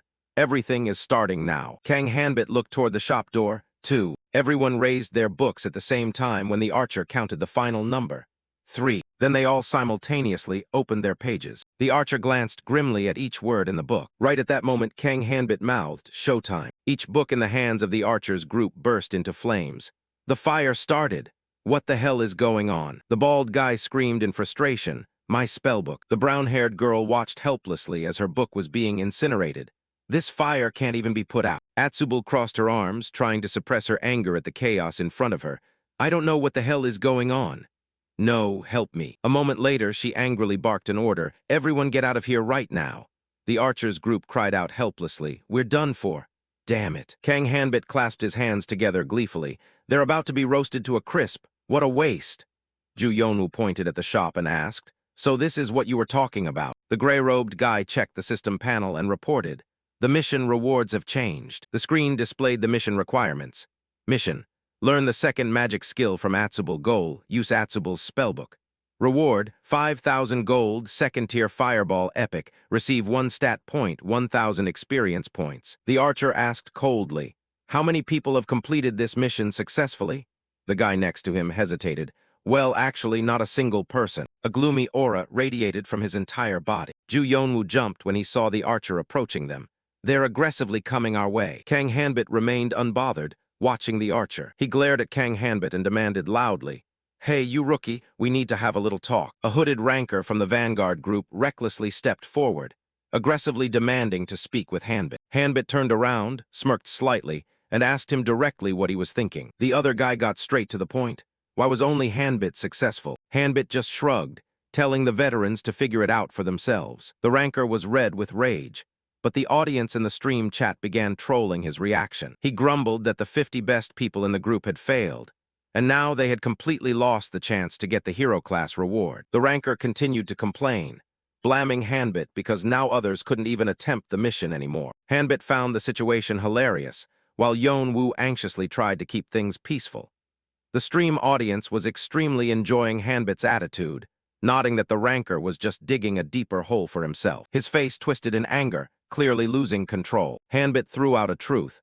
"Have you guys tried pushing your proficiency to the max yet?" He pointed out that proficiency is the core foundation for ranking up in this game. The ranker looked blank, as if he had never heard such common sense. Hanbit explained calmly, "You have to master basic skills like fireball before you can learn higher-level ones." The other guy started shouting, saying everyone knew that, but Hanbit still didn't deserve the reward. Hanbit casually replied that he had pushed his proficiency to the max before completing the mission. The ranker was stunned, completely speechless. Not believing him, Hanbit actively opened his stat panel for the whole stream to see. He admitted he was starting to doubt whether these so-called top players were actually any good, since they were missing something so basic. Hanbit displayed all his skills on the screen, each one marked with a glowing gold star. The chat exploded, with half the audience crying hack, because maxing skills in just one day sounded like a fairy tale. The ranker went crazy, threatening to report him, but Hanbit didn't flinch at all. He even gently mocked the opponent's childish provocation, saying it was the ranker himself who had something to hide. The stream was enjoying every second of this roast, extremely thrilled at the sight of the ranker being put in a tough spot. He ground his teeth in frustration, finally stomping off with a final threat. Hanbit added, "Try playing honestly for once." The tavern door burst open with a loud bang. The ranker roared orders for his underlings to get back to work, while some of the company's minions were forcing the shop owner to hand over the reward. Hanbit remembered this shop owner clearly, an extremely strict master who had zero tolerance for greed or shortcuts. She wanted her students to quietly hone their skills and earn certifications based on their own merit. A flashback appeared. She had once scolded a young Hunbut, reminding him that magic was math. She had witnessed too many people get into danger because they rushed into things they weren't ready for. She clearly declared, no new spells until his foundation was absolutely perfect. Hanbit admitted that back then, his impatience and greed got him kicked out of class. Turns out Atsubul's strict personality and principles hadn't changed at all, even as an in-game AI. Back in the present, Hanbit and Yunwoo were walking down the road. Yunwoo thought Hanbit might have been a bit harsh on the Vanguard group earlier. He worried they would be heavily criticized by anti-fans, because that company had a huge fun bus. Hanbit just laughed out loud, gave a thumbs up, and said, "I'm not the one fighting anyway." The stream chat officially declared the Rash group enemy number 1 for this season. Hanbit teased Yonwoo, reminding him that his stream channel was the one that would take the heat. Donations poured in constantly as viewers celebrated the beautiful ending of the confrontation. Yunwoo was highly excited, laughing and thanking everyone for the donations. While walking toward the village, Hanbit suggested stopping by a local shop first. Yonwoo looked confused. Hanbit just said there were a few things to prepare before meeting Master Balder. The town square was packed, with everyone whispering about a big event near the clock tower. Yunwoo spotted the crowd and pointed it out to Hanbit, but Hanbit was completely clueless. Yunwoo realized Hanbit really didn't have a clue, so he started explaining. Hanbit observed the crowd, waiting to see what was happening. Yunwoo pointed to a girl in a green cloak. That was Rafina, a high-rank elemental mage. The chat exploded with excitement. Today they got to see 2 famous rankers in person. Rafina exuded a true superstar vibe, and her fans in the chat went almost wild over her appearance and aura. Hanbit just stood there observing with a fairly calm expression, compared to the excited crowd. He was curious about how many elemental mages there were, because being chosen by spirits was rare. Viewers were arguing about how hard it was to even meet a spirit, let alone control them. To Hanbit, the concept of spirits in this world seemed somewhat different from what he remembered. He briefly recalled his first moment of bonding with a spirit, a memory still etched deep in his mind. Hanbit stared at his wrist for a moment, lost in thought. When he came to, he asked Yeon-woo just how strong this Rafina girl really was. Yeon-woo replied that she was a vanguard in the top 4,000, specializing in water magic. Hanbit was slightly surprised because he thought she was a pure elemental mage. Yeon-woo explained that her title of elemental mage was mostly honorary, as her spirit skills had been stuck at level 3 for quite a while. The chat nodded in confirmation that spirit skills were rare, but often too weak to be a main playstyle. Even so, Rafina was still a master with level 6 magic, and she was about to perform for everyone. Yeon-woo asked Hanbit if he was interested in spirits, but Hanbit was only focused on how they work. When Rafina started praying, Hanbit knew for sure that spirits operated on an entirely different level than normal magic. Blue light began to swirl around her as she focused her energy to manifest them. Tiny spirits appeared in the middle of the square, floating and delighting the crowd with their mystical glow. Hanbit asked if her success was really just due to talent, as everyone rumored. Yeon-woo nodded in confirmation. She had mastered both water and wind spirits in just 6 months, a speed that had never been seen before. A water spirit meandered gracefully in the air, next to a green wind spirit that zipped by with incredible speed. This was a rare dual-attribute manifestation, with 2 spirits holding hands and flying around Rafina. The light was blinding, and the chat was basically bowing down to the divine view. Viewers were praying, craving to own a spirit of their own. Even Yeon-woo was overwhelmed, while Hanbit admitted this was an extremely eye-catching performance that drew in the public. When the spirits began to fade back into the void, the performance ended. Hanbit asked how long she had been stuck at level 3. Yeon-woo replied about 10 months because she couldn't accumulate enough proficiency. When Rafina waved to her fans and left, Hanbit realized her real problem wasn't proficiency. The chat was still begging her not to go, completely captivated by the performance just now. Yeon-woo wondered if she was the #1 elemental mage, although he also said that the truly high-ranking vanguards were usually very tight-lipped about their info. In a game like this, information was a powerful weapon for competition. Rafina disappeared behind the village gate, leaving the crowd still craving more. Hanbit watched her go, a brief feeling of empathy for someone who had also bonded with spirits. But there was no time for deep reflection. Hanbit was ready to go to the store to prepare for the next big mission. He smiled mysteriously, put a finger to his lips, and told Yeon-woo, "Just wait and see, you'll know what I'm preparing when we get there." Yeon-woo had started to worry. He had just spent a large sum of money on equipment without fully understanding its use, and now the two were standing in the middle of a desolate place. Hanbit stopped and looked back with a sly smile. This was the place they needed to be. Yeon-woo looked ahead and gasped. He definitely didn't sign up for this. They were standing on the edge of a vertical cliff, known as the Gathering Place of Winds. To Hanbit, this was the entrance, but to Yeon-woo, it looked like a one-way trip straight to the underworld. A new mission board appeared on the screen. Search for the Wind Swordsman hiding in the forest. Success could bring a chance to learn a legendary ultimate technique. Hanbit nonchalantly suggested they just jump down. Yeon-woo stared at the empty space, convinced that Hanbit had finally lost his mind. Jumping down without a safety rope wasn't an adventure, it was suicide. He tried to back away, begging his companion to find any other way down. Hanbit didn't say a word. He just gave Yeon-woo a sly look, clearly signaling trouble was brewing. A heavy hand rested on Yeon-woo's shoulder. Now there was no way to escape. Yeon-woo began to panic. He reminded Hanbit that even in a game, the sensation of pain was very real, and this fall would definitely hurt. Hanbit didn't wait for him to finish his sentence. He jumped down, dragging along Yeon-woo, who was screaming piteously right at the edge of the abyss. The two of them plummeted through the air. Yeon-woo was panicking to the point of losing his mind, while Hanbit looked like he was taking a leisurely stroll. The stream chat was nearly going insane. They had never seen a streamer use a companion as a live bungee cord before. The fall seemed to last forever. Even the audience began to doubt whether this cliff actually had a bottom. Hanbit spotted the target area. A massive glowing blue magic circle was shining at the bottom of the canyon. They had reached the hidden entrance. The portal vibrated with powerful energy as they touched the trigger point. Hanbit landed perfectly as if it were nothing. Yeon-woo slammed face first into the ground, taking 1 point of damage from the impact. Hanbit checked to see if his companion was still in one piece. Yeonwoo only groaned, barely able to believe he was still alive. He admitted that he truly thought he was a goner. Hanbit just gave a slight shake of his head as if it were nothing. Quest complete. News spread across the stream that over 300 players who tried to follow them had fallen to their deaths. They didn't realize there was another important condition. Hanbit revealed the secret. It was the entry ticket. You couldn't jump down blindly without the proper quest item. Yeonwoo pointed toward the top of the canyon. Hanbit smiled at the camera, promising a bigger reveal as more people fell into his trap. The audience called him a devil, yet they still couldn't stop watching. Hanbit's strategy was both cold and effective. Deep inside the Crystal Canyon, a solitary figure sat atop a distant mountain peak. That was their target.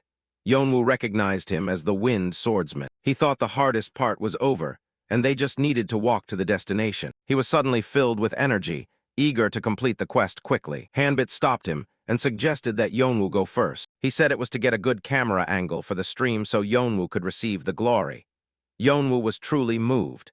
He thought Hanbit was finally treating him like a real companion. Hanbit gently pushed him toward the path. He had suddenly become very enthusiastic about helping. Yeonwoo rushed forward, waving to the audience and feeling like the star of the show. Suddenly, a spear shot out from the cliffside, grazing right past him. Yeonwoo stood frozen, his face as white as a sheet. He had almost lost his head to a hidden blade. The stream chat burst out laughing. They realized Hanbit didn't care about the camera angle. He was just using Yeonwoo to scout for trap locations. Yeonwoo barked out, accusing him of being a devious person. Hanbit just shrugged. Well, you didn't die, so it's fine. The stream split into two camps. One side pitied Yeonwoo, the other admired Hanbit's ruthless efficiency. Hanbit didn't wait for the next trap to trigger. He pulled out his bow and prepared to clear the path himself. He aimed with absolute focus. He knew the exact location of every hidden mechanism. An arrow flew right past Yeonwoo's ear, neutralizing another trap before it could fire. Hanbit wasn't guessing. He had memorized this entire trap maze. Yeonwoo was now truly terrified. He stared at the spot where the trap had just gone off, wondering if Hanbit actually cared whether he lived or died. Before he could finish a sentence, several more arrows hissed from every direction. Yeonwoo nearly failed to dodge. This place was literally a death maze. Hanbit didn't flinch. He shouted for them to keep moving. He calmly said he had fired those arrows beforehand because of a gut feeling that there were more traps. Yeonwoo trembled in his boots, wondering how many more gut feelings Hanbit had. Suddenly, the ground began to shake. Yeonwoo felt the vibrations and knew something big was coming. A giant boulder fell from the canyon's ceiling, completely blocking the path ahead. Yeonwoo screamed at the top of his lungs. The canyon walls were too narrow. There was nowhere to run and nowhere to hide. Hanbit just smirked and said, "No need to dodge, I've got this." He pointed his hand toward the falling boulder and shouted, "Fire burst!" The rock exploded into fragments in a massive blast. Yeonwoo was stunned by the fact that Hanbit had just blown away a boulder falling from the mountain. The stream chat called this madness. They couldn't believe the power and control Hanbit was displaying. Hanbit gave the camera a sharp smile. He knew exactly how impressive he looked right now. He kept up the pace, telling Yeonwoo not to fall behind. Yeonwoo tried to keep up, begging his companion to wait for him. They were dashing through a rain of arrows. Hanbit didn't even slow down. He moved with almost superhuman precision, blocking and dodging amidst the chaos. Every approaching arrow was easily parried by him. Yeonwoo checked his supplies and panicked. They were completely out of arrows. Hanbit wasn't worried at all. He reached for his sword, ready to switch tactics. He told Yeonwoo to stay alert and watch his back, while he would clear the way with a cold blade. Yeonwoo took on the role of commentator, excitedly telling the stream how Hanbit was using his sword to block arrows. However, the chat had already started to get bored with his commentary. They could see the exit now. Yeonwoo cheered that they were about to clear the trap maze. More traps triggered, with flying blades and rotating axes. But Hanbit's sword became a blur of blue light as he parried every single strike. Suddenly, Hanbit shouted for Yeonwoo to stop immediately. Only a moment later, a spear lunged up from the ground right where Yeonwoo was about to step. Yeonwoo trembled, realizing he had just barely escaped being impaled. Hanbit only told him to stay alert until they were truly out of this place. Yeonwoo was now genuinely curious. He asked how Hanbit could know the exact timing and position to dodge. The chat was joking that Hanbit had cat-like vision, but the truth was darker. He didn't just know, it was muscle memory. Another boulder fell, and Yeonwoo panicked again. Hanbit destroyed it with another fire burst without missing a beat. He let out a sigh of relief. They had finally reached the end of the trap-filled corridor. Yeonwoo was exhausted, asking how much further they had to go. Hanbit stopped and simply said, We're here. Hanbit looked up toward a towering crystal mountain peak. Yonwoo was still skeptical, but he followed Hanbit's gaze. High above, sitting on the edge of a rock, was the white-haired wind swordsman. Yonwoo was suddenly filled with hope. He thought they had succeeded, and it was time to receive the reward. But the master didn't even look at them. She only uttered two cold words, "Go back." The stream chat erupted in laughter at the sudden rejection. After all that effort, they were being told to turn around. Yonwoo looked like he was about to cry. He asked Hanbit if they really did all of that just to be chased away as soon as they arrived. On this side, Yunhwa hadn't even had time to understand what Hanbit wanted to do when the protagonist asked him to just sit down with him for a moment. After that, Hanbit turned his eyes forward and continued. "It seems you've already passed the prepared trials, haven't you?" The silhouette of the female swordsman remained silent, saying nothing. Seeing that, Hanbit wasn't angry, because he knew Alsa was extremely wary of strangers. Just a slight misstep in approaching would get you kicked out immediately. "I've tried every way to win Alsa over, but nothing worked. Around the 10th regression, I once possessed Alsa's body. Possession gradually transfers all the host's memories and experiences to oneself. Thanks to that, I mastered hundreds of types of traps, and finally found a way to get on her good side." While thinking, he tossed a bottle of liquor near the female swordsman's position. Alsa glanced back slightly to observe for a moment, but quickly lost interest. "Is that liquor? Take it away, I've quit drinking." In response to those words, Hanbit gently replied, "Then please roll it back here for me." Alsa fell silent once again. Looking at that, the protagonist spoke up to tease her. "You're really not drinking?" Alsa frowned slightly. "I've already made myself clear." To her rebuttal, Hanbit only slightly observed a few liquor bottles nearby, then thought to himself, "At least hide it better. Don't tell me you've already had a glass." He continued to toss out another bottle of liquor and enticed her. "Won't anyone have a taste? I guarantee this is a flavor you've never tasted before." On this side, Alsa still seemed to have no interest. "I've tasted every kind of liquor in this world. How could a greenhorn like you satisfy my palate?" The protagonist didn't give up, continuing to speak persuasively. "I'm just saying at least try it once. If you don't like it, we'll leave." Only then did the female swordsman accept his offer. "If this doesn't satisfy me, you'd better pack your bags and get out of here." As she spoke, she gave a slight wave of her hand. The liquor bottle immediately flew into her hand with ease. Without a moment's hesitation, the alcohol-loving woman began to taste it immediately. With just one sip, her eyes snapped open. Then immediately, she pulled the remaining liquor bottle to her hand and continued to enjoy the flavor of this bottle. Meanwhile, Yunhwa finally understood Hanbit's earlier actions. "Brother, so this is why you kept buying random things at that shop?" The protagonist gave a devious smile. "Exactly.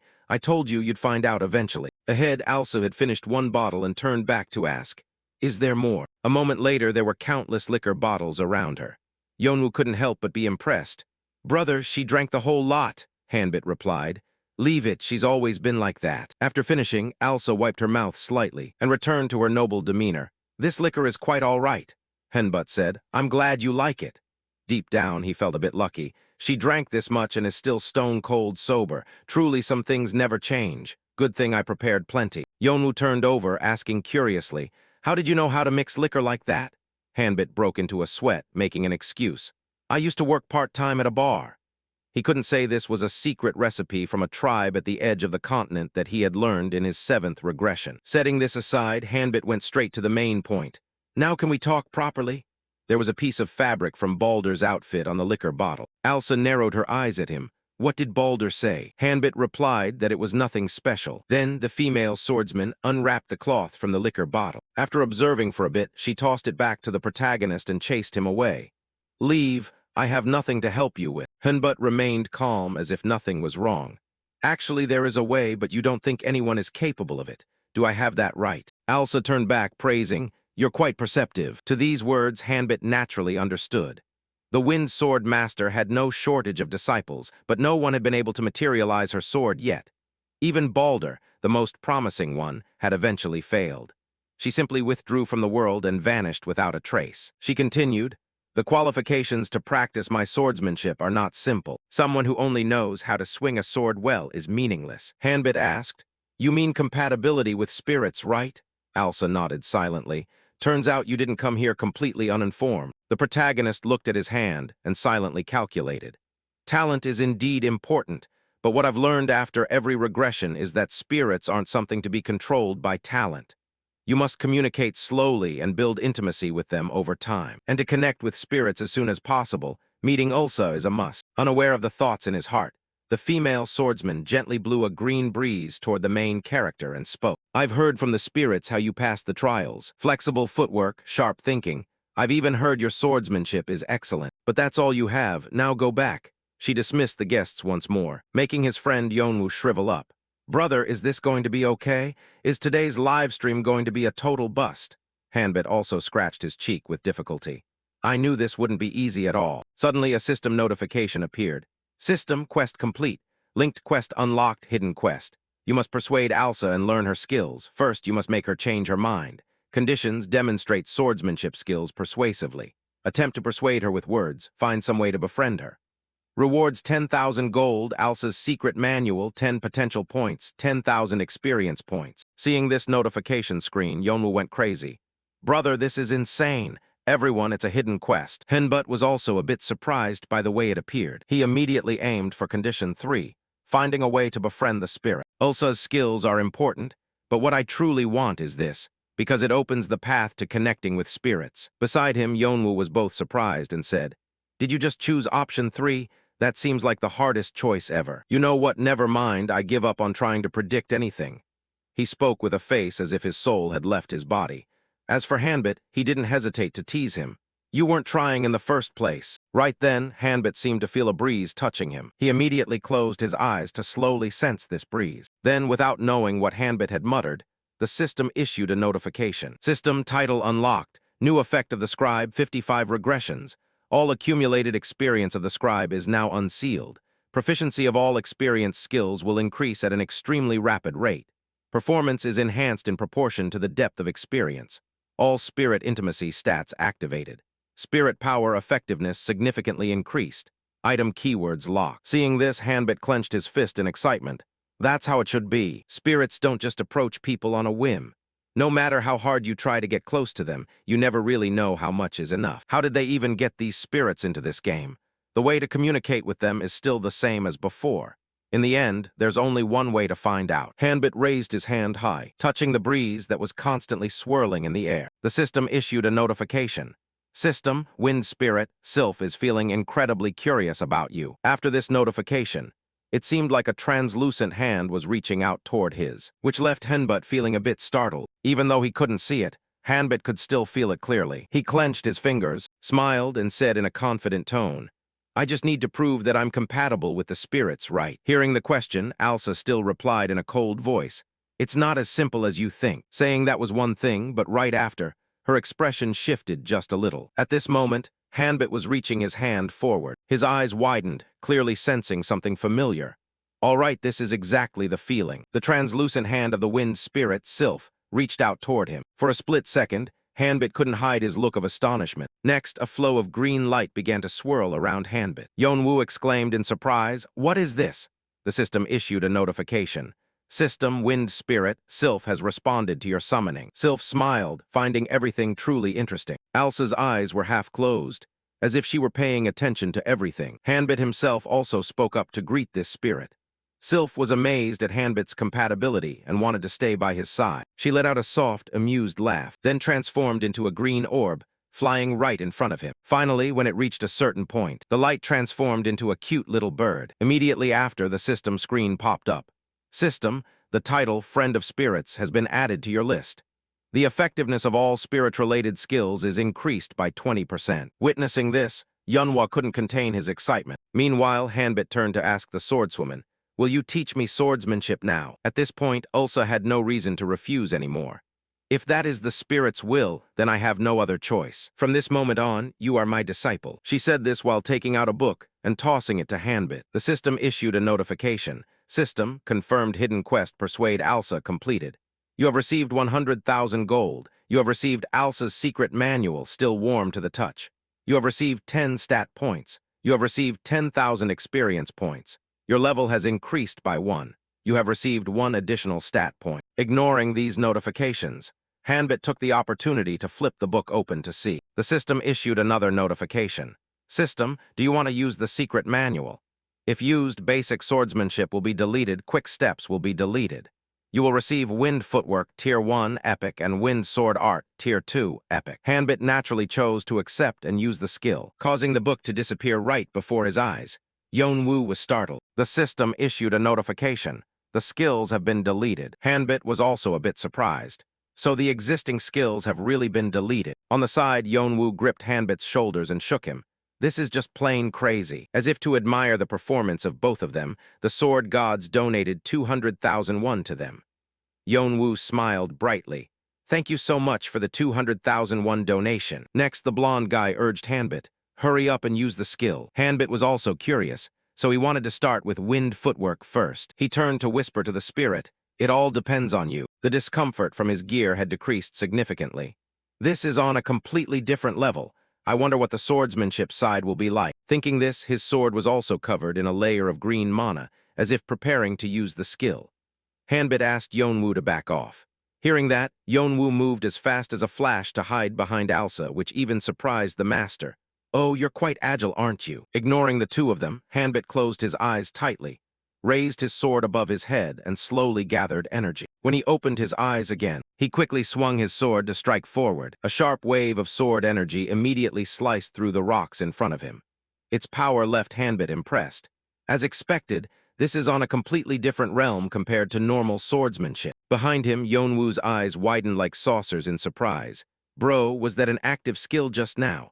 That power has to be at least tier 4. Since it's spiritual energy, it doesn't consume mana, right? Hanbit smiled, explaining the drawback. The skill isn't exactly limitless. Outside of places overflowing with spiritual energy like this, you need a lot of preparation. This place itself is already a domain.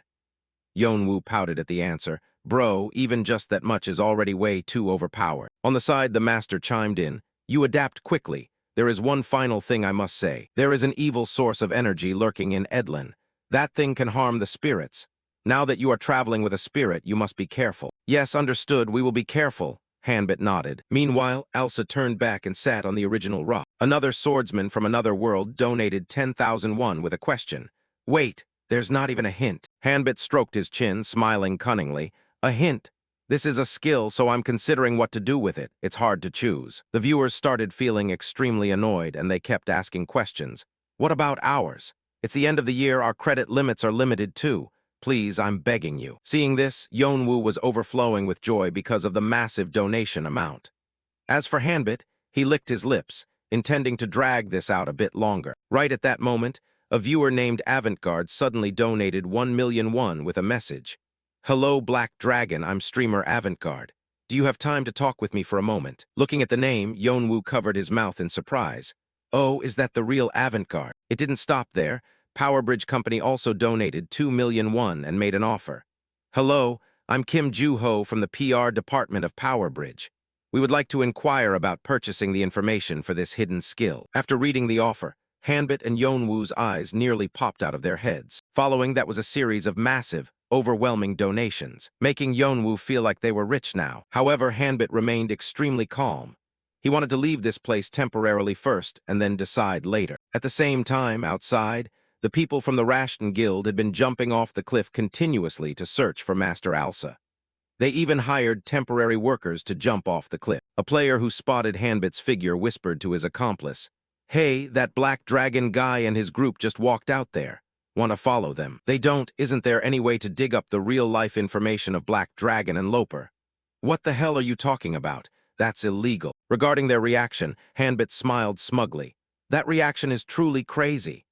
There are 2 reasons why I'm revealing the entire process of obtaining this skill on the live stream. One is to attract viewers and make money, and the second is to set a premise for solo streaming later on, or perhaps to see if my path can generate profit. Once you start trading information, acting freely will become increasingly difficult. Thinking this, he announced to the viewers, Since so many people are interested, I will make the information about this hidden skill public to everyone. As for official matters, please send them through our channel owner, Loper. Any offers or suggestions you have, please send them to him. He will consider them depending on the content. We will consider them with an open mind. I will post all the hidden skill information on the message board after today's live stream. Regarding Hanbit's announcement, Yeonwoo was a bit worried. Bro, if you reveal everything, will someone find a way to monopolize it somewhere else? To this, Hanbit gently teased the spirit sylph and affirmed, That won't happen, right, Sylph?